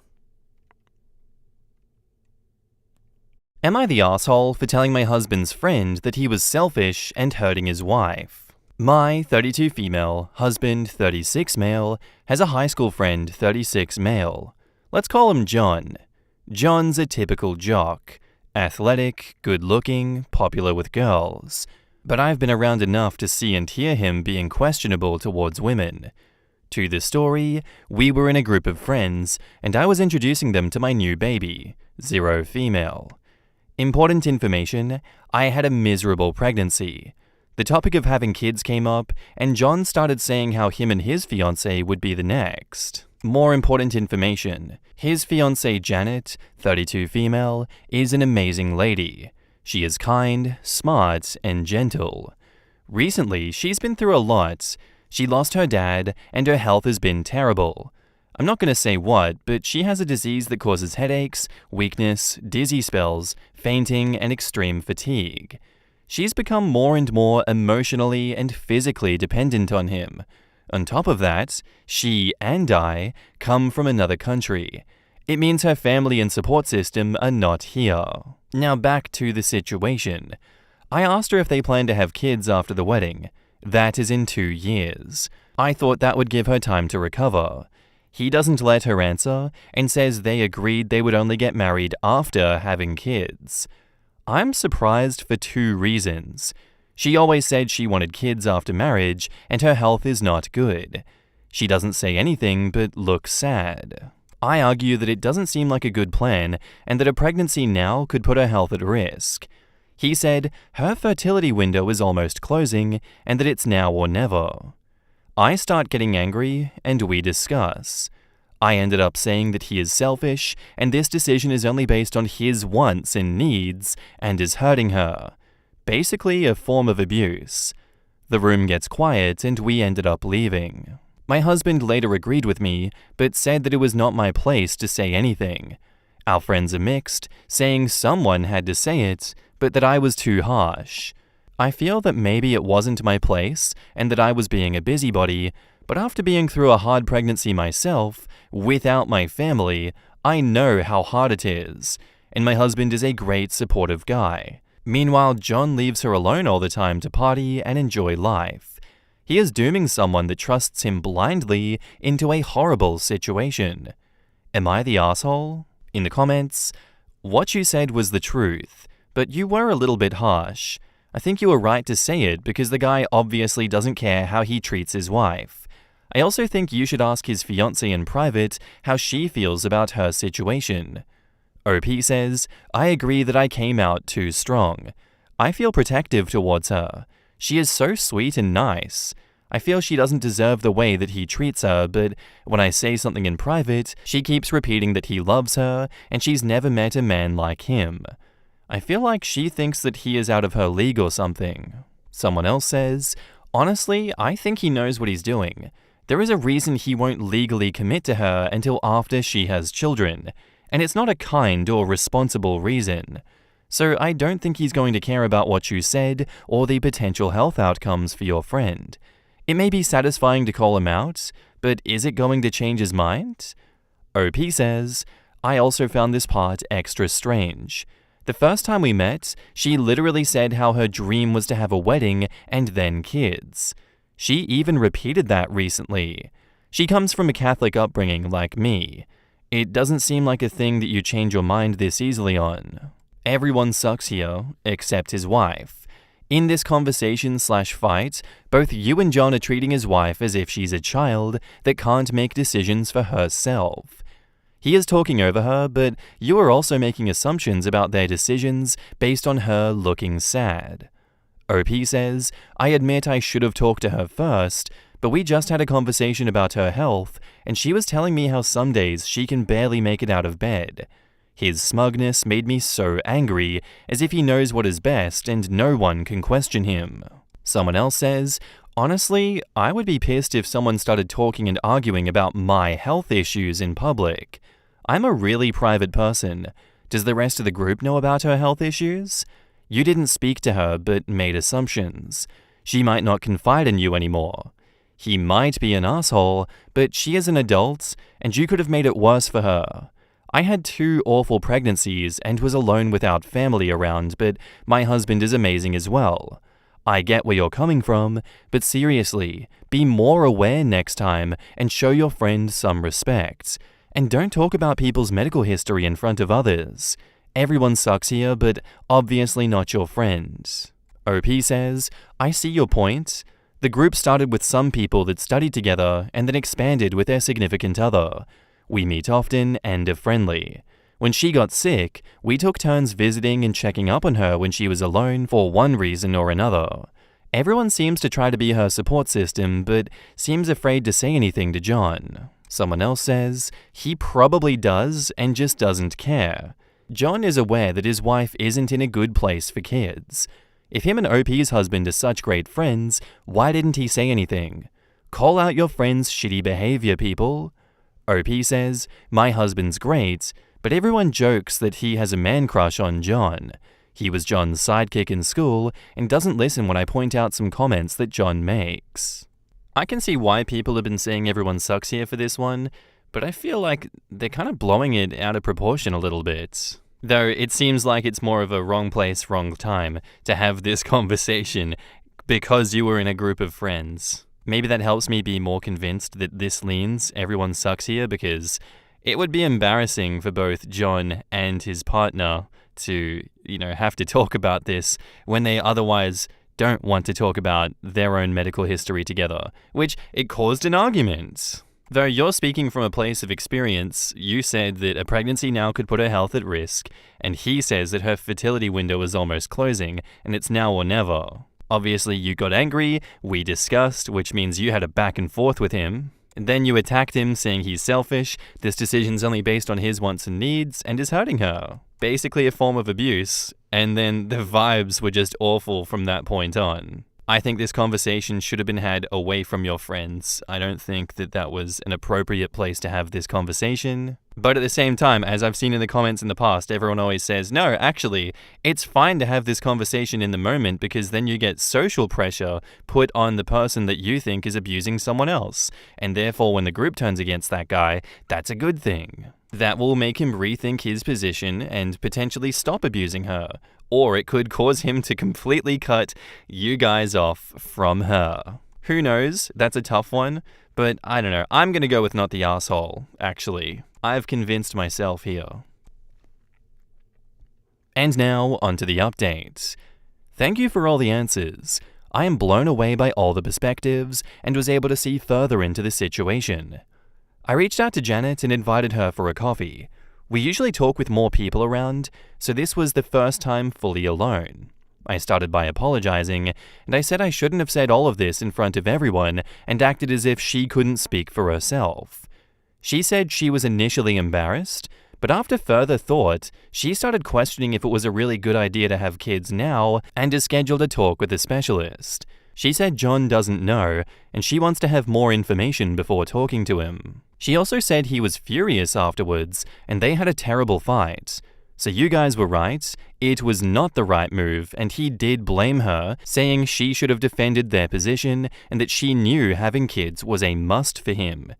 He also said that a woman would only be a real woman if she gave her man biological children.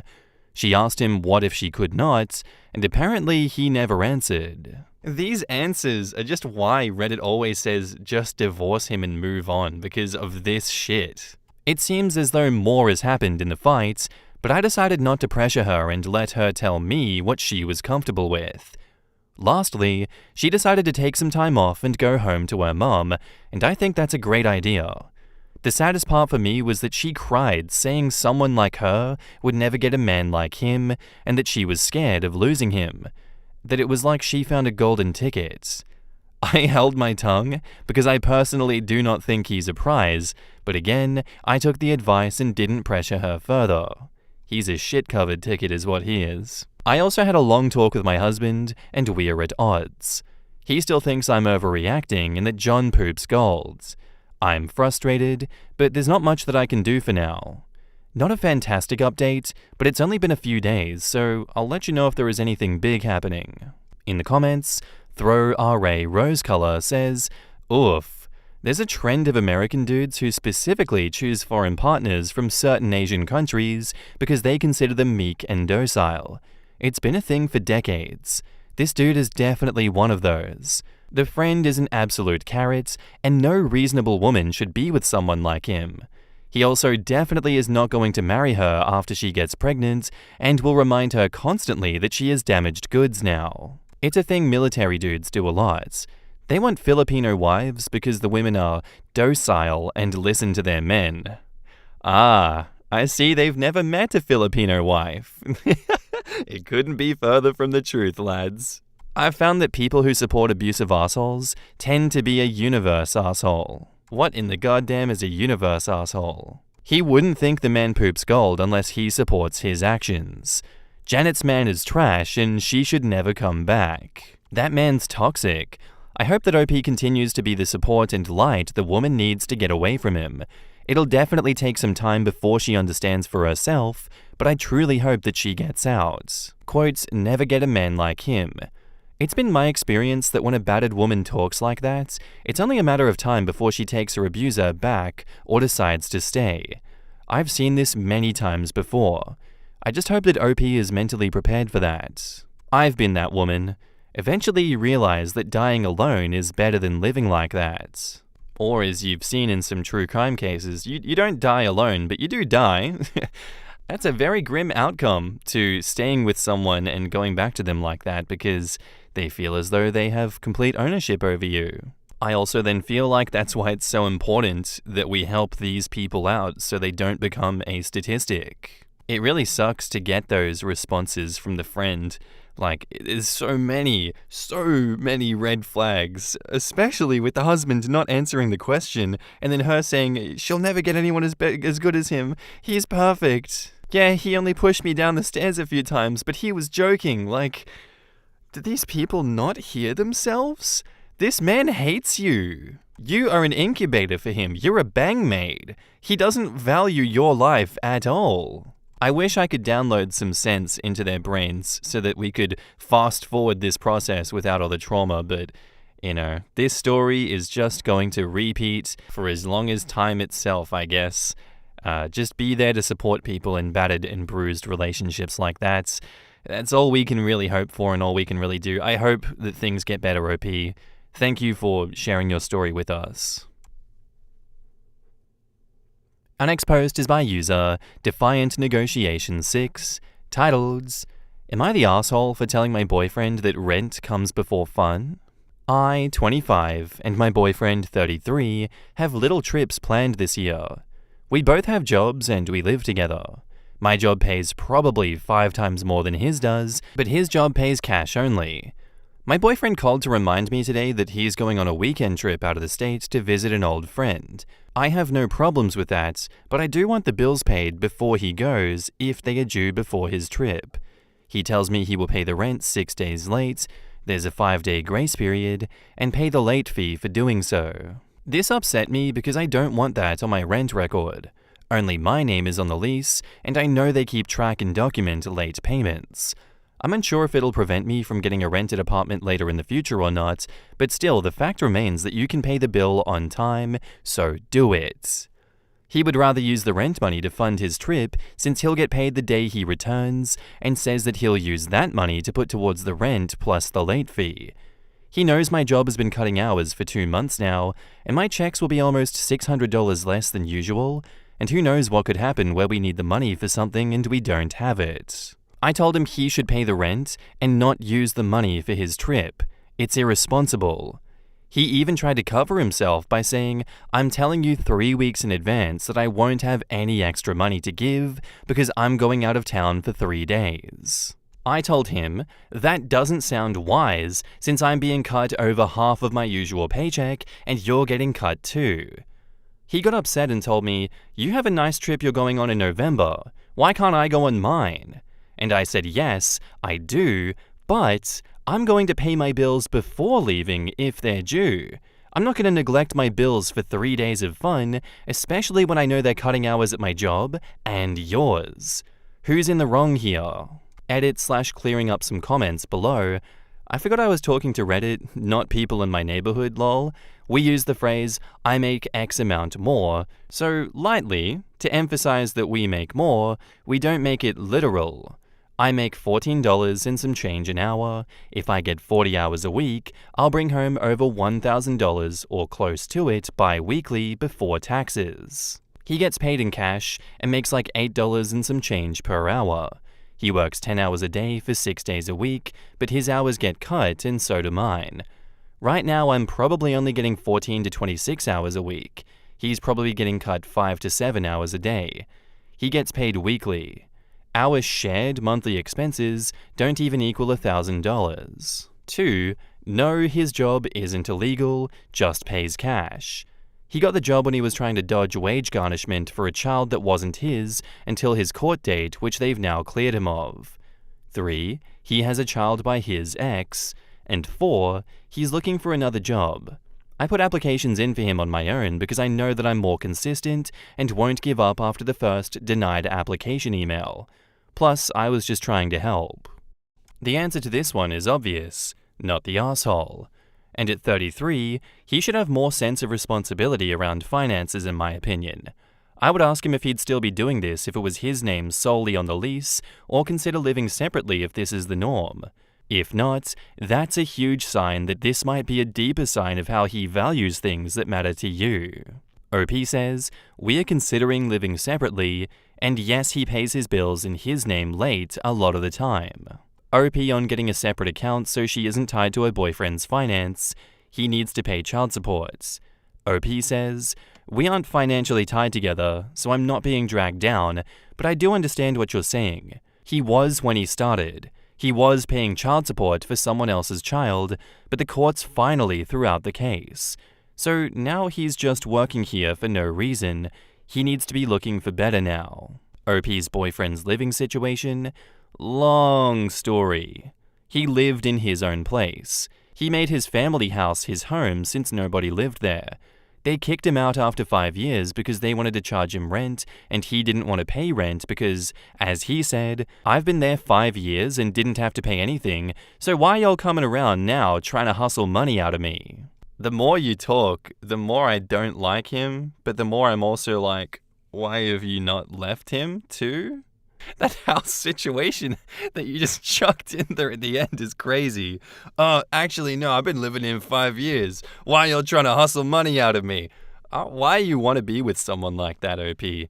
How is that behavior not like a gigantic red flag? That's not even a watered-down, trickle-truthed version where he's potentially in a good light. That's just straight reality of someone being incredibly shitty. Maybe take a good look at yourself in the mirror and question why you're with someone as low quality as that.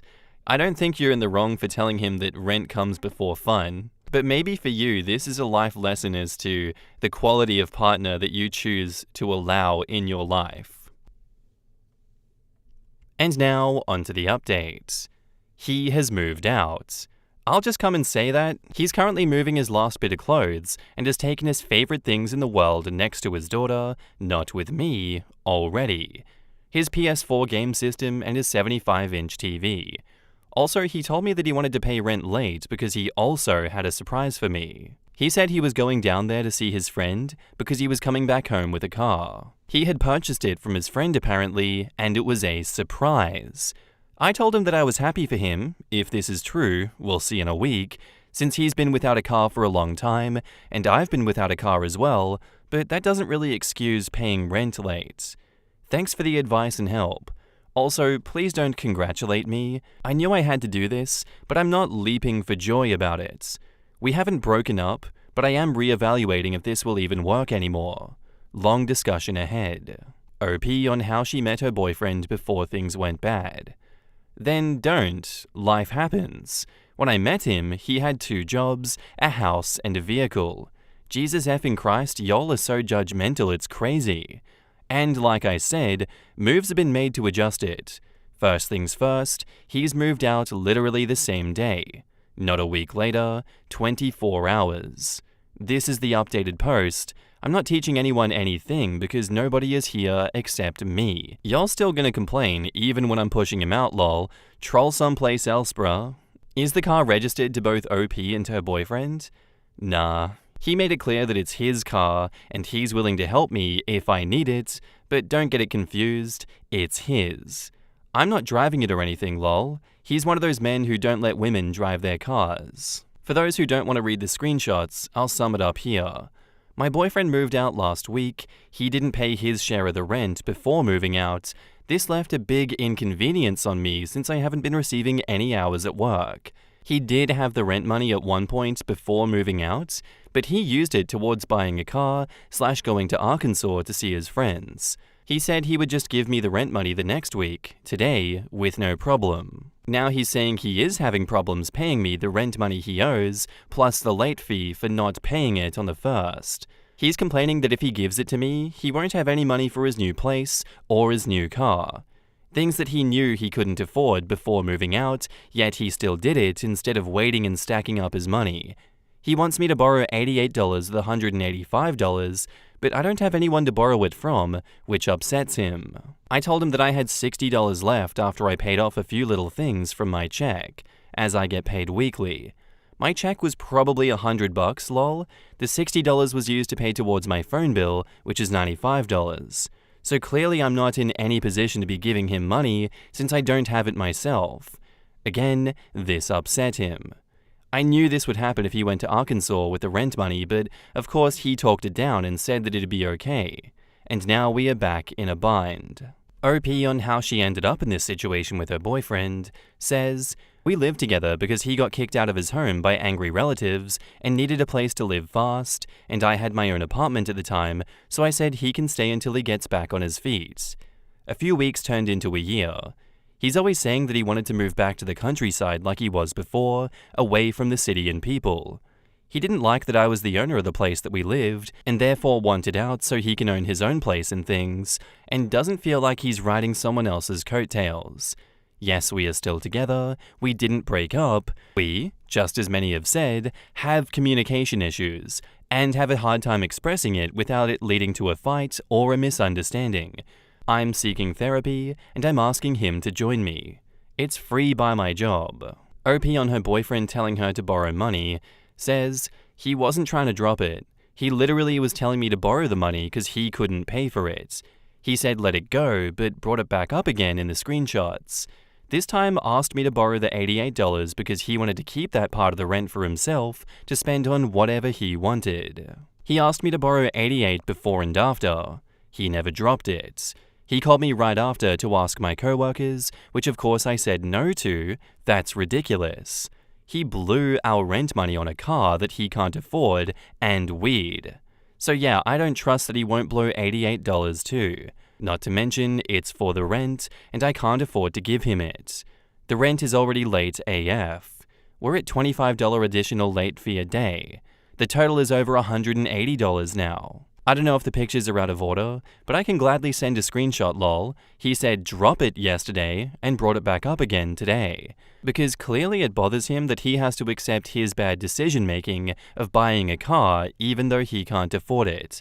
He has no valid license, flags, expired tags, and fake plates.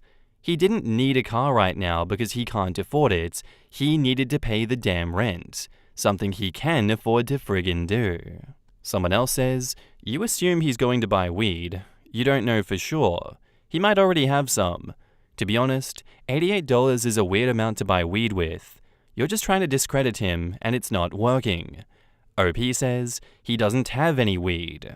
I'm not assuming, I know 100% facts. Only people assuming is you. I checked his stash, empty. He complains daily how he needs weed to get through the week. He wanted to cut off some of the rent money literally for weed. He even said that.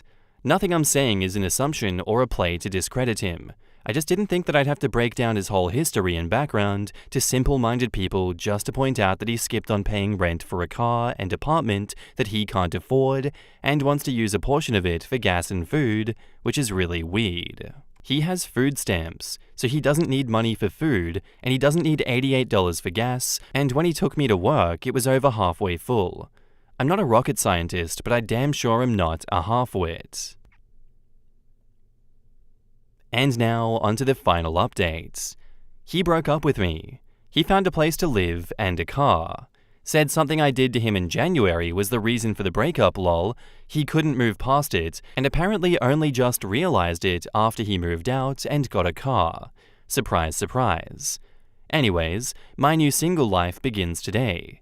I'm miserable and depressed and crying on and off, but I don't feel like I'll take him back if he wanted to come back because of all the things he said and done, and I knew that this was a burning bridge when I stepped foot on it. I just thought that I could extinguish the flames faster than it was burning. It's hard to let go of your first relationship. Heck, he was my first love, my first everything. Thanks for the advice, people. Wish me luck. I truly need it. In the comments, Cest Cheese says, the part where he got a job to dodge wage garnishment for child support was the cherry on top of this shit sundae. Yeah, and around 100% chance he is committing tax evasion as well.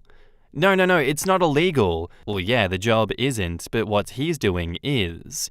There's being an asshole, and then there's being a dumbass who sticks by the asshole. That text transcript was like watching two toddlers argue, except one of them is 2 years old, crying and babbling nonsense, and the other is 4 years old, occasionally saying something that makes sense. Crazy that it's two people around 30 years old. So they're referring to another post that OP made there, where it's just pages and pages of transcripts where she just screenshot the text messages between her and her boyfriend. I was going to read it out, I really did want to, but it is so lengthy, and with OP already just talking so much and making me want to smash my head into a wall, I don't know how you guys would feel having me read out that entire text message shitstorm that goes on between the two, but if you want, you can look up the OP's username and go to Reddit and read it yourself. Because to me, it's just ineligible garbage that is not worth reading out. That was just a whole nother level of bullshit. Am I the asshole for not moving my wedding date to accommodate my sister's pregnancy? I, 25 female, have a sister, Ella, 28 female. Ella and I have always been close growing up, despite her being 3 years older. We've always been best friends. I was her maid of honor, and she is mine. Ella is currently 5 months pregnant. She had a rough first trimester, throwing up 3 to 4 times a day, always tired. Some days she couldn't get out of bed, literally. She had also found out early when she was a month into it because her symptoms were so bad. Her and I live close to each other, and since her husband travels a lot for work, I've stayed with her a lot since I work remotely. My fiancé and I had originally set the date for July. However, seeing how sick she was, I, along with my entire family, were getting worried. And so after my fiancé and I discussed it, we decided to reschedule the wedding until after she had passed her first trimester. Per her doctor, she was supposed to get better. I need to add that no one asked this of us, but I felt that it was needed. And thank God, she did get better. She's eating normally, going out, and is back to herself. Seeing this, my fiancé and I talked about our wedding again.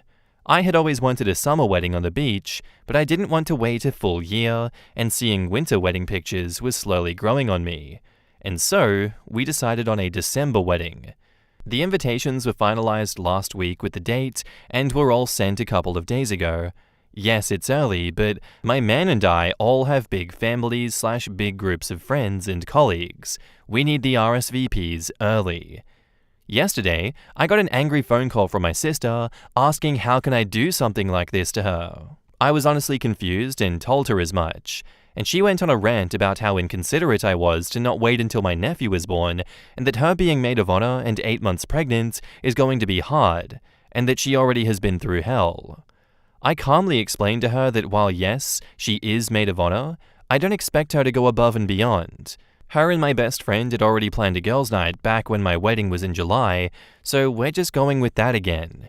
Everything is already bought, and my best friend will set up. I told her that my man and I have also rebooked everything ourselves. Flowers, venue, and catering are going to be done by our friends who have their own shops and companies, and that I'll pay to have her dress resized to accommodate her bump. I'm even taking care of hair and makeup for all my wedding party, a sort of pamper session where we'll all get together and take pictures.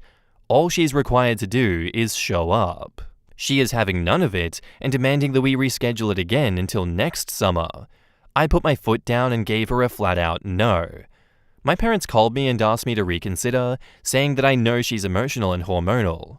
I told her that's not excuse for her to act like a witch. Any opinions and advice are much appreciated. In the comments, not the asshole.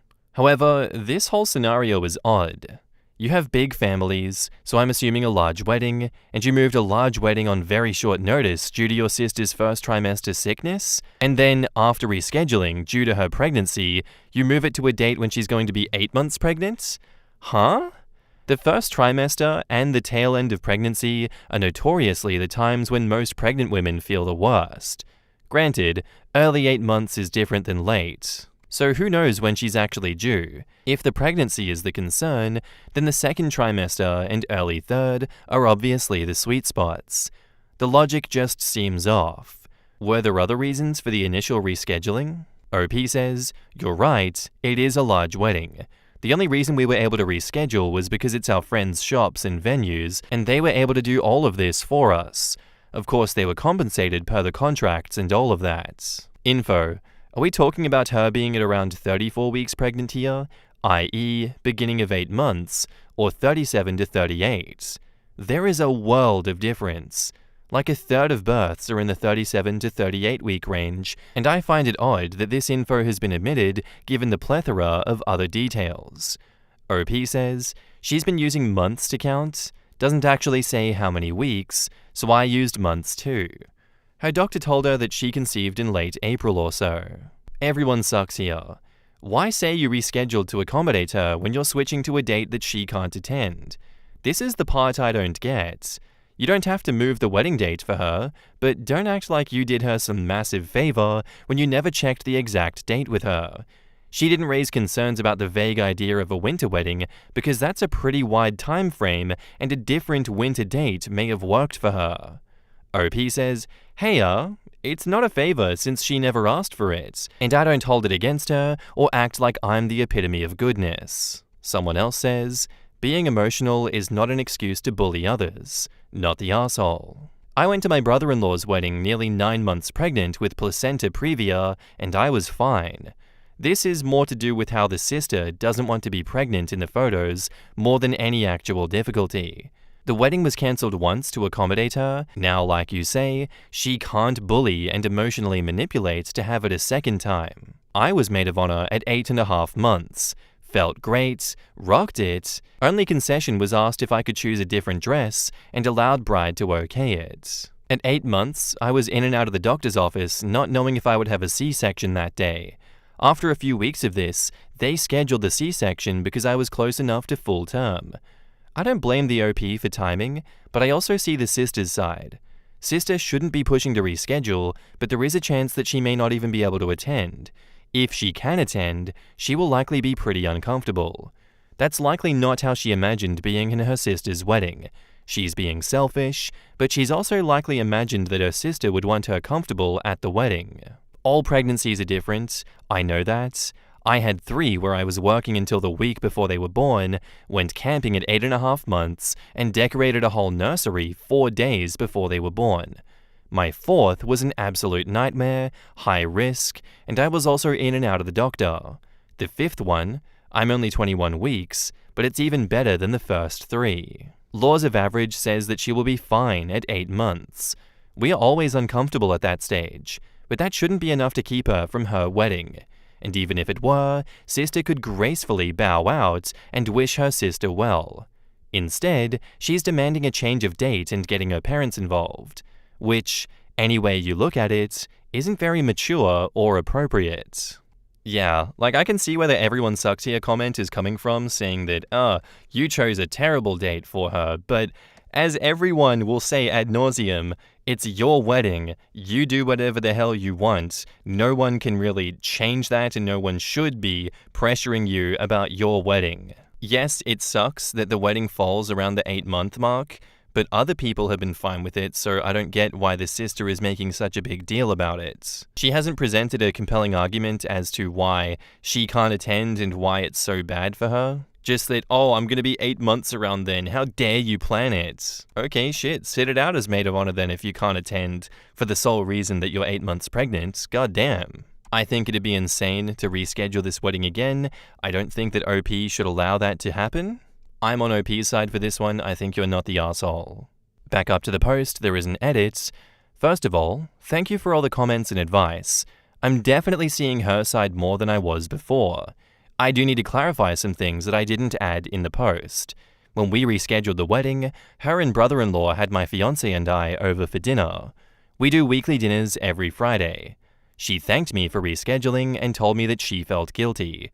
I made sure to tell her that I don't blame her, that having her there healthy and happy is what matters, in whatever capacity that she can give me. I made sure she knew that she could step down from the maid of honor at any point, even if it was a day before the wedding, and that I would understand. That dinner, my man and I also floated the idea of a winter wedding around, and both her and her brother-in-law said that it would be fun since we haven't had that in our family yet. We also chose the date around many of our family's schedules, along with our friends' availabilities, who were also being gracious enough to still do our wedding flowers and catering, and renting us the venue despite us rescheduling it once already. We didn't decide anything lightly. Also, I might update, if I ever figure out how, because my parents called me and invited me to their house, so my sister and I can talk it out. I have no idea why she's using a third party, even if it's our parents. And now, onto the update. Hey guys, it's me again. I want to say thank you for all the advice and opinions. Each and every one helped a lot to see where I went wrong and her side of the story. I realize and agree that I was so damn wrong to 1. Move the date to winter and December of all months, not only when she would be heavily pregnant, but also with Christmas around the corner, and 2. Not discussing the specific date beforehand with her and asking for her opinion. While I've never been pregnant, I did watch many of my friends and cousins go through it, not to mention my own sister, and should have been more considerate and empathetic. My fiancé and I should have also kept in mind that doing it around Christmas time was selfish, because even though we had decided not to do a wedding registry or accept gifts on both wedding dates, we should have taken into consideration that dresses, suits, gas are still costly. That was our privilege showing, and we are assholes for it. People were also questioning me about why my sister was informed about the date through a card. That's because she hasn't been involved in the planning all that much, the way she asked to, so she doesn't stress out, which was fair enough. And since she didn't have responsibilities, I didn't tell her, which again, I should have done. As I mentioned in my original post, I was invited to my parents' house, my sister using them as a third party, and I was asked to update by a few people, and so here it is. I ended up going yesterday with my fiancé, as some of you mentioned, in case it was a gang-up situation. They were not expecting my fiancé, that was clear, but they didn't ask him to leave either. We sat down, and I felt like I needed to start off the conversation, and so I did. And I apologized first and foremost, and then talked to them honestly about the things that I mentioned above. I noticed while I was talking that my parents were engaging us, giving us their POVs. My sister, however, was sitting to the side, not at all that interested in what I was saying. I tried to address her, first with the apology, and then we were trying to come up with solutions, but all I got was one-word answers. I'm not gonna lie, I was getting frustrated, and I wasn't discreet about it after a few failed attempts. She seemed to pick up on it, and that set her off. Not just verbally. I mean throwing pillows.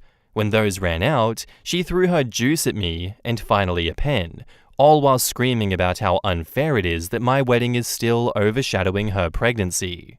Oh ho ho, the truth comes out, the truth comes out. My fiancé, bless him, took the brunt of the juice and pillows. Obviously, I didn't retaliate, not only because she's pregnant and I was in shock, but also because I've never been in a physical fight in my life. After that, she started screaming and wailing and stormed off to her old bedroom. I looked at my parents bewildered, expecting them to say something, anything. When they didn't, I asked my fiancé to leave and stormed off as well. My fiancé and I are still talking about what to do. We also called his parents and siblings for advice. May update once we figure something out. In the comments, your sister is expecting her baby to take center stage. I would keep the wedding date and just remove her from the wedding. If baby is born, make it a child-free wedding. And OP says, I honestly don't mind sharing the spotlight because it's literally a baby. God, this is gonna sound conceited, but a baby wouldn't be on par with a bride in a wedding, no matter how adorable they are. Did your parents always treat you two differently? OP says, growing up, there were never favorites with our parents, which is why this feels like a slap now. We were both treated equally, both doted on, and both raised the same way. Why is no one asking if something is wrong with his sister? This behavior, throwing things and screaming incoherently, appears to be unusual for her. Shouldn't someone talk to her doctor? Is it unusual, or is this just the biggest meltdown? I have a feeling that what OP describes as close translates to close as long as I acquiesce to all my sister's whims. Sounds like the sister is used to being the center of attention, and now here comes OP with her winter wedding, and sister can't handle that. The parents not stepping in speaks volumes though. Everyone would be on my shit list. Yeah, the parents are already used to this, and OP backing down to keep the peace. Disinvite the lot of them. Tell everyone that it's because your sister feels a wedding overshadowed her pregnancy. Block the parents and sister so their whining doesn't get through. My question is this normal behavior for the sister, or is she having some sort of issue brought about by her pregnancy and hormones? Given that OP says that she and her sister have always been best friends, this does seem to be out of the ordinary for her. It's already been established that the first trimester has been rough on her. Shouldn't someone be suggesting she get checked by a doctor or something, given this seemingly out-of-the-norm behavior of screaming and throwing things? She also says somewhere that things usually go smoothly when the sister gets her way. So I'm thinking she's been entitled for a long time, but the hormones are ramping up the reaction. Or that could be a convenient excuse anyway. Yeah, I stand by what I said. Obviously, if it hadn't gone this way, I'd be wrong in what I said initially, given how OP started this update. But I'm glad that I stand corrected here. Every day I wake up looking for a reason for my enemies to validate me, and today, my prayers have been answered. I don't think that she has mental, hormonal, or whatever issues going on with the pregnancy here. Does just sound like OP has been living under a rock as to the sister's delusions and entitlement. Maybe for the best that she doesn't get to be maid of honor with this one, because she's going to, most likely, do something to upstage OP on her wedding day.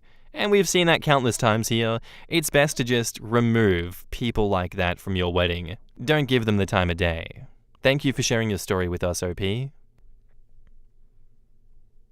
Our next post is by user OKCheesecake351, titled, Told my husband I'm not happy with our sex life and he did not take it well. For background, I, 25 female, and my husband, 27 male, have been together for 7 years. Lately, we've been having sex once a month, and by lately, I mean the past 3 years.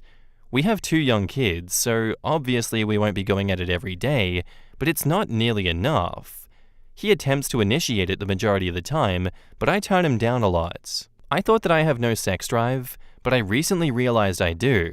I'm just not turned on by the way that things are initiated, so to me, it ends up feeling like a chore. Last night, I worked up the courage to talk to him about it and told him that I was not happy with our sex life, and it feels like it's gotten a little boring and predictable, and he did not take it well.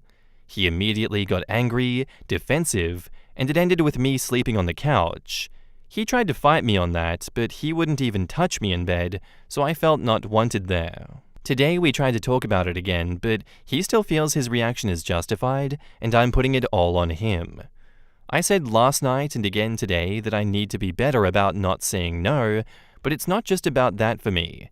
It's just the way that I'm turned on has changed. I understand being upset. My feelings would be hurt if it was turned around, but I don't understand the anger from the initial reaction, and I can't let it go. We keep going in circles trying to talk. I'm so upset today and feel like I should have never said anything. I never want to bring up anything bad about our sex life again. What should I do? In the comments, Overrated New says, how do you initiate? And how often? Sounds like you need him to do everything? I think it's great to talk about it, but definitely give specific things you want him to try. Just giving insults will probably never go well. OP says, I don't often at all, which I did acknowledge and own up to.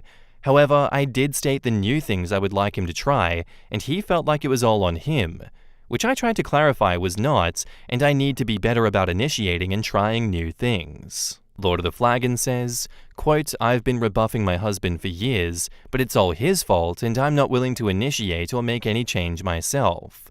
That's exactly how your post and replies read to a guy. OP says, I didn't say I wouldn't make any changes. The conversation never got to that point. He walked off. You told him new things that you wanted him to do, not what you would change. OP says, I did tell him that I would change though, is what I'm trying to say. So not only are you rejecting your husband most times that he initiates, and he probably doesn't feel desired, but you also complain about your inadequate sex life. I can understand why your husband would be upset. You're putting this all on him to fix, but you admitted yourself that you don't initiate and that you need to put in more effort. It's great that you are communicating with him, but that conversation could have gone a lot better had you not put all the blame on him. He feels like damned if I do, damned if I don't at this point. OP says, he actually did use those words, damned if I do, damned if I don't. I can definitely see how I could have approached it better and the work I need to be putting in as well. I did think acknowledging that I have to be better was adequate, but I should have gone into more detail. You are right. Back up to the post, there is an edit. I would just like to thank everyone for the constructive criticism. Sometimes you have to hear it from others and not the person that you're at odds with. I can see how my approach was not the best, and there is definitely some self-reflection that I need to be making and need to meet him in the middle.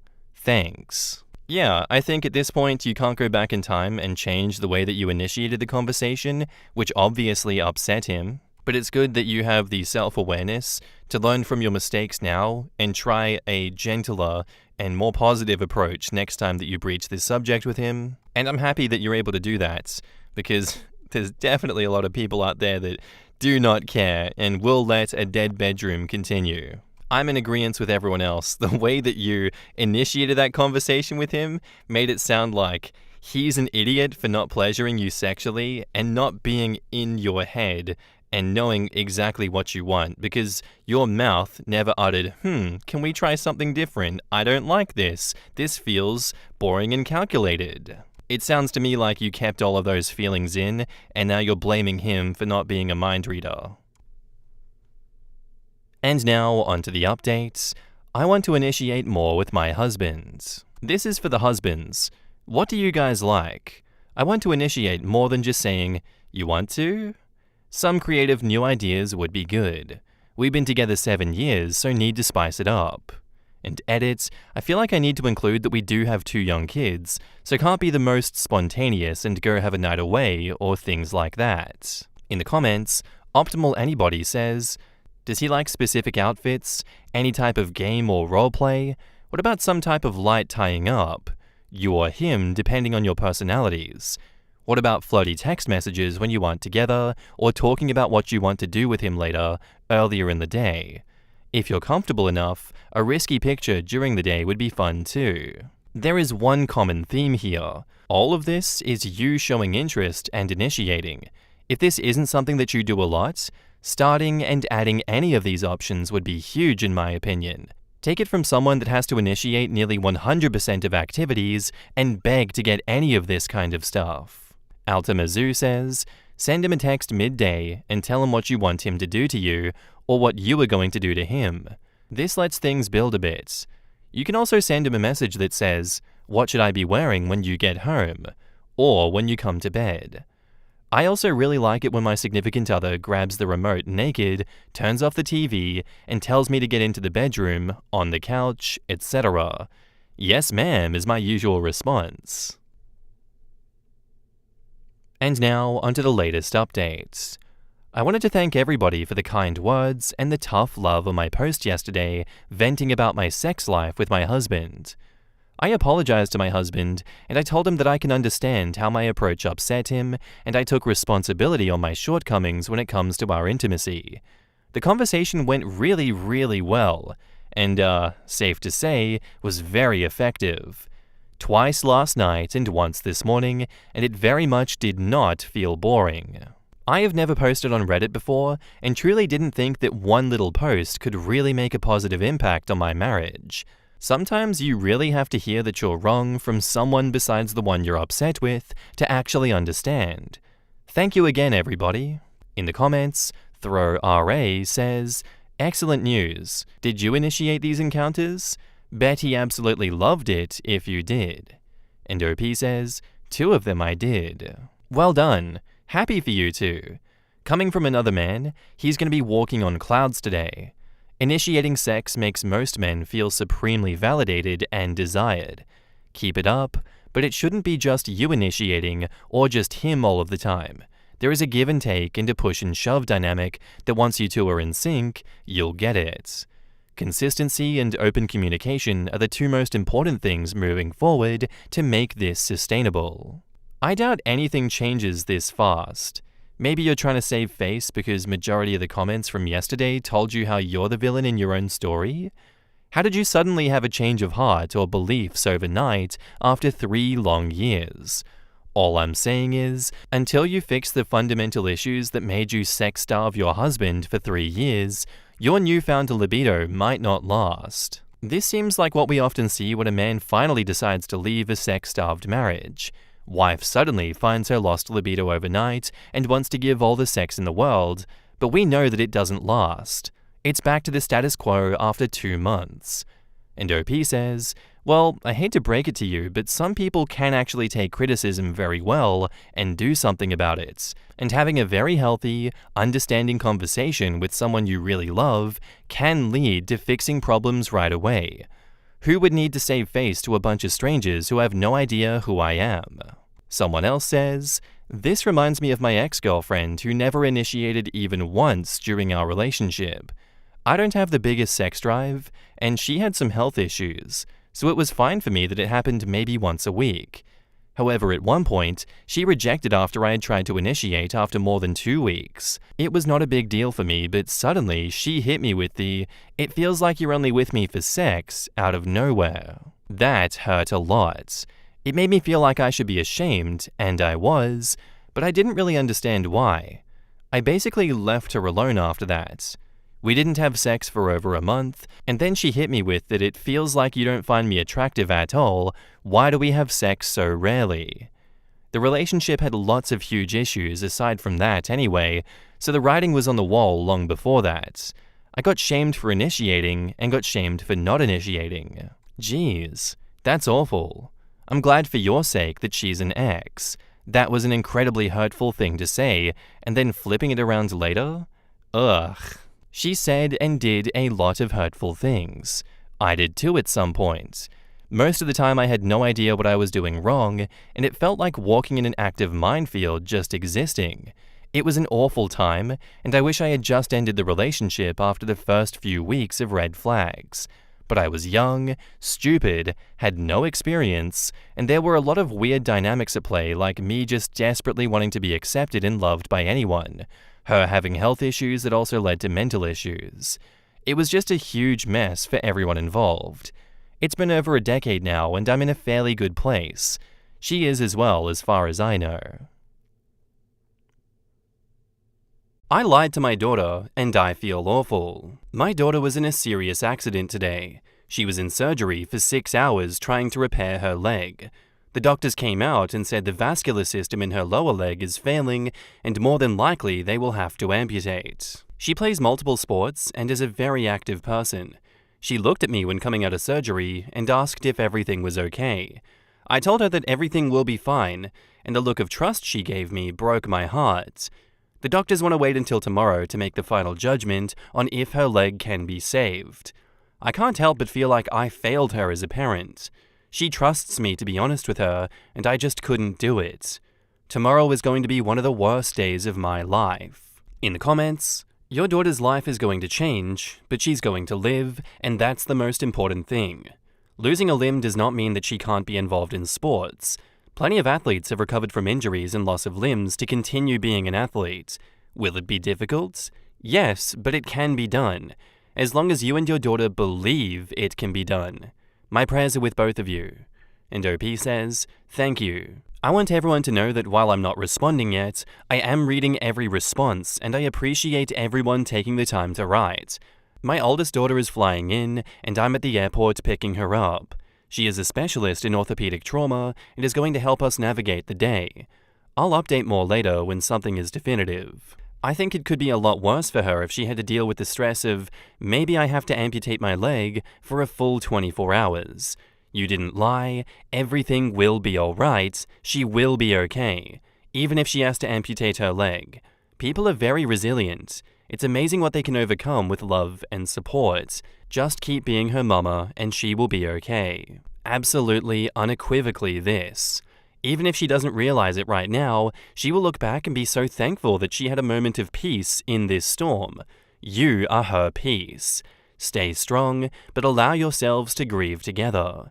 My condolences that this is happening. Hoping for a quick recovery for your girl. Edit to add, this may not help, but no matter the outcome of her surgery, that does not necessarily mean that she won't get to play sports anymore. I know it'll be much different than what she's used to and dreamed of, but all hope is not lost for your daughter. Her dreams may shift, but they are not gone forever. OP says, quick update, they have decided to amputate her leg. The vascular and nerve damage was just too much to repair. I agree with the other commenters, and want to add that there is a YouTube channel that you and your daughter may be interested in. It's Footless Joe. She's an athletic person that covers what it's been like for her to adjust to life without her lower leg. She covers prosthetics, daily life, assistance she appreciates, and things she doesn't. The good and bad of adjustment, and life now.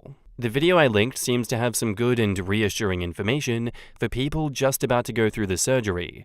So you might want to check it out and then share it with her if you think that she'll take it well or that it could help her. I'm so sorry this happened. You are really stepping up, and I can see that you love her. That is the most important thing right now. You will get through this together, and I'm wishing you both the best. Back up to the post, there is another update. Thank you so much for all the kind words. They have helped tremendously. As stated below, the doctors decided to amputate her leg. We broke the news, and she took it better than I thought she would. She had suspicions as she had no feeling in her lower leg, turning colors, and just the basic severity of the injury. It was gruesome. They were set to have amputation surgery this morning, but her vitals didn't do well overnight, and they don't feel like she's strong enough to have that major of a surgery, so they put it off until tomorrow. I understand the medical side of it, but it was crushing for her to get prepared mentally for today, then just to have the rug pulled out from underneath you. I have started looking at the resources a lot of people here have mentioned. Thank you for those suggestions. I have a bit of time to look at stuff as she sleeps quite a bit. More updates when it seems relevant. Yeah, absolutely crushing to have to deal with a situation like this, but I agree with the commenters. I don't think that it was the wrong thing to do to lie to her. Given the fact that you're very much new to all of this, and it is such a traumatic experience, you can feel bad that you lied and gave her hope, But as well, sometimes you need hope just to get through situations like that. So I can't fault you at all for feeling bad, but I don't blame you for doing what you did, and I don't think, in the end, that it was wrong. And now, on to the update.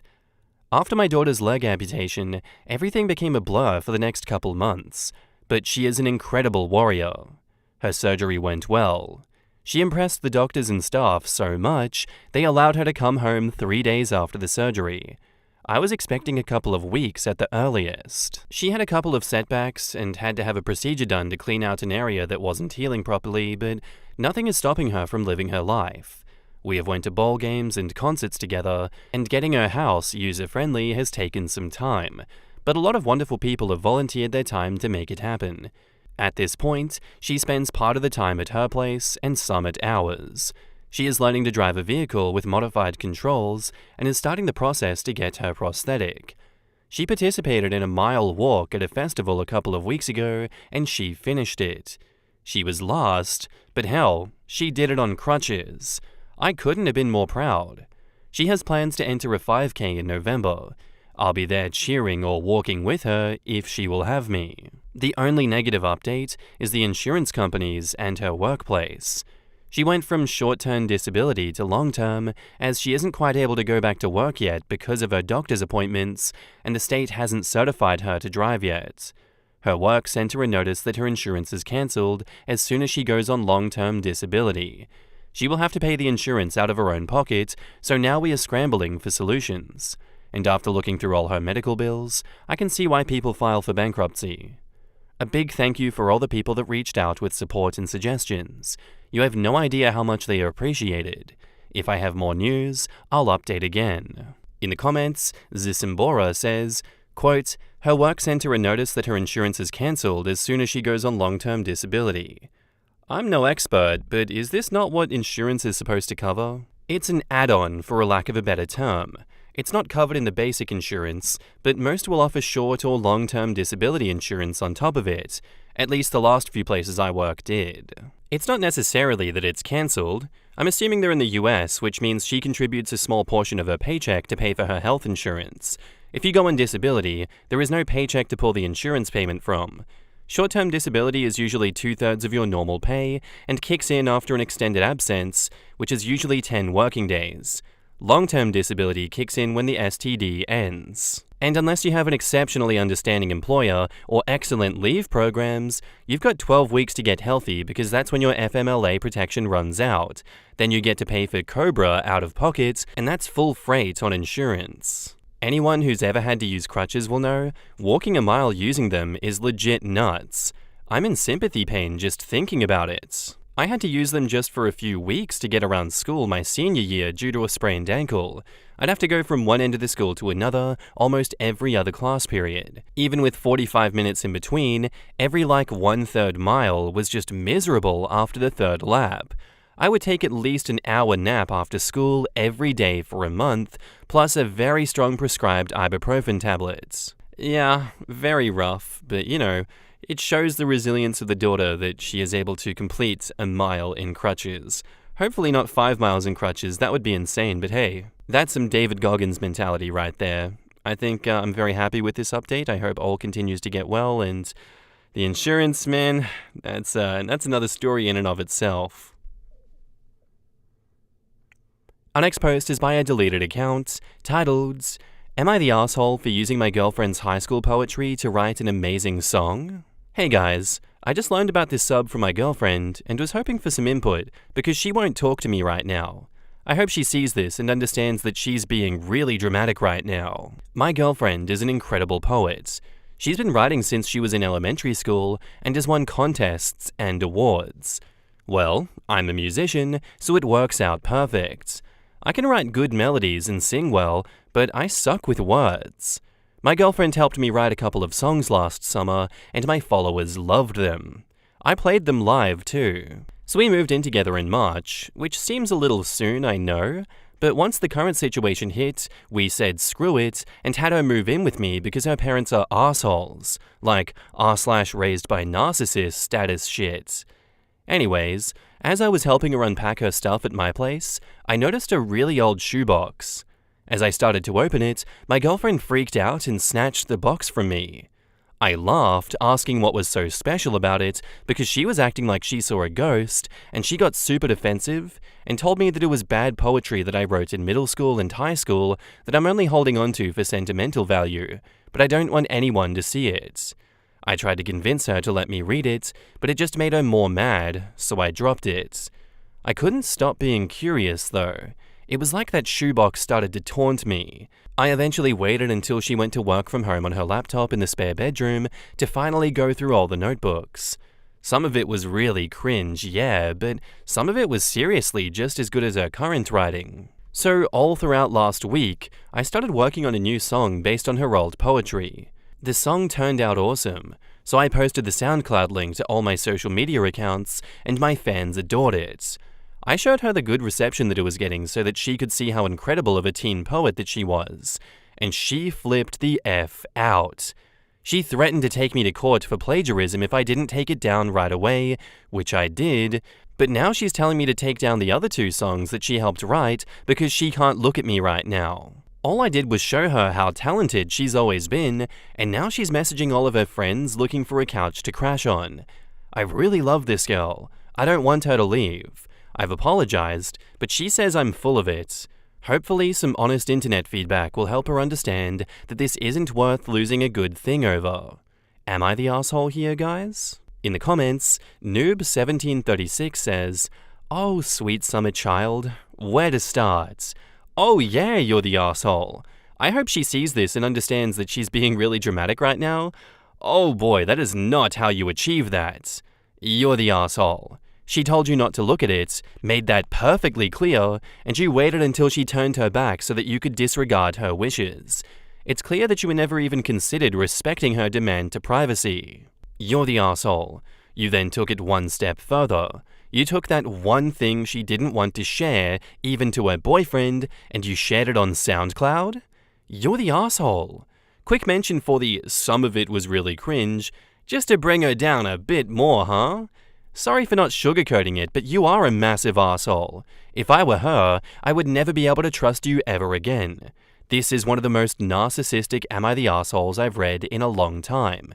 Again, you're the asshole. Quote, it kinda sucks. Well, you know what else sucks? Having your personal items snooped through by someone who you thought loved and respected you, and then having them post it publicly for their own benefit. You're the asshole. Not only is this plagiarism, you expressly went against your girlfriend's wishes regarding her own private material.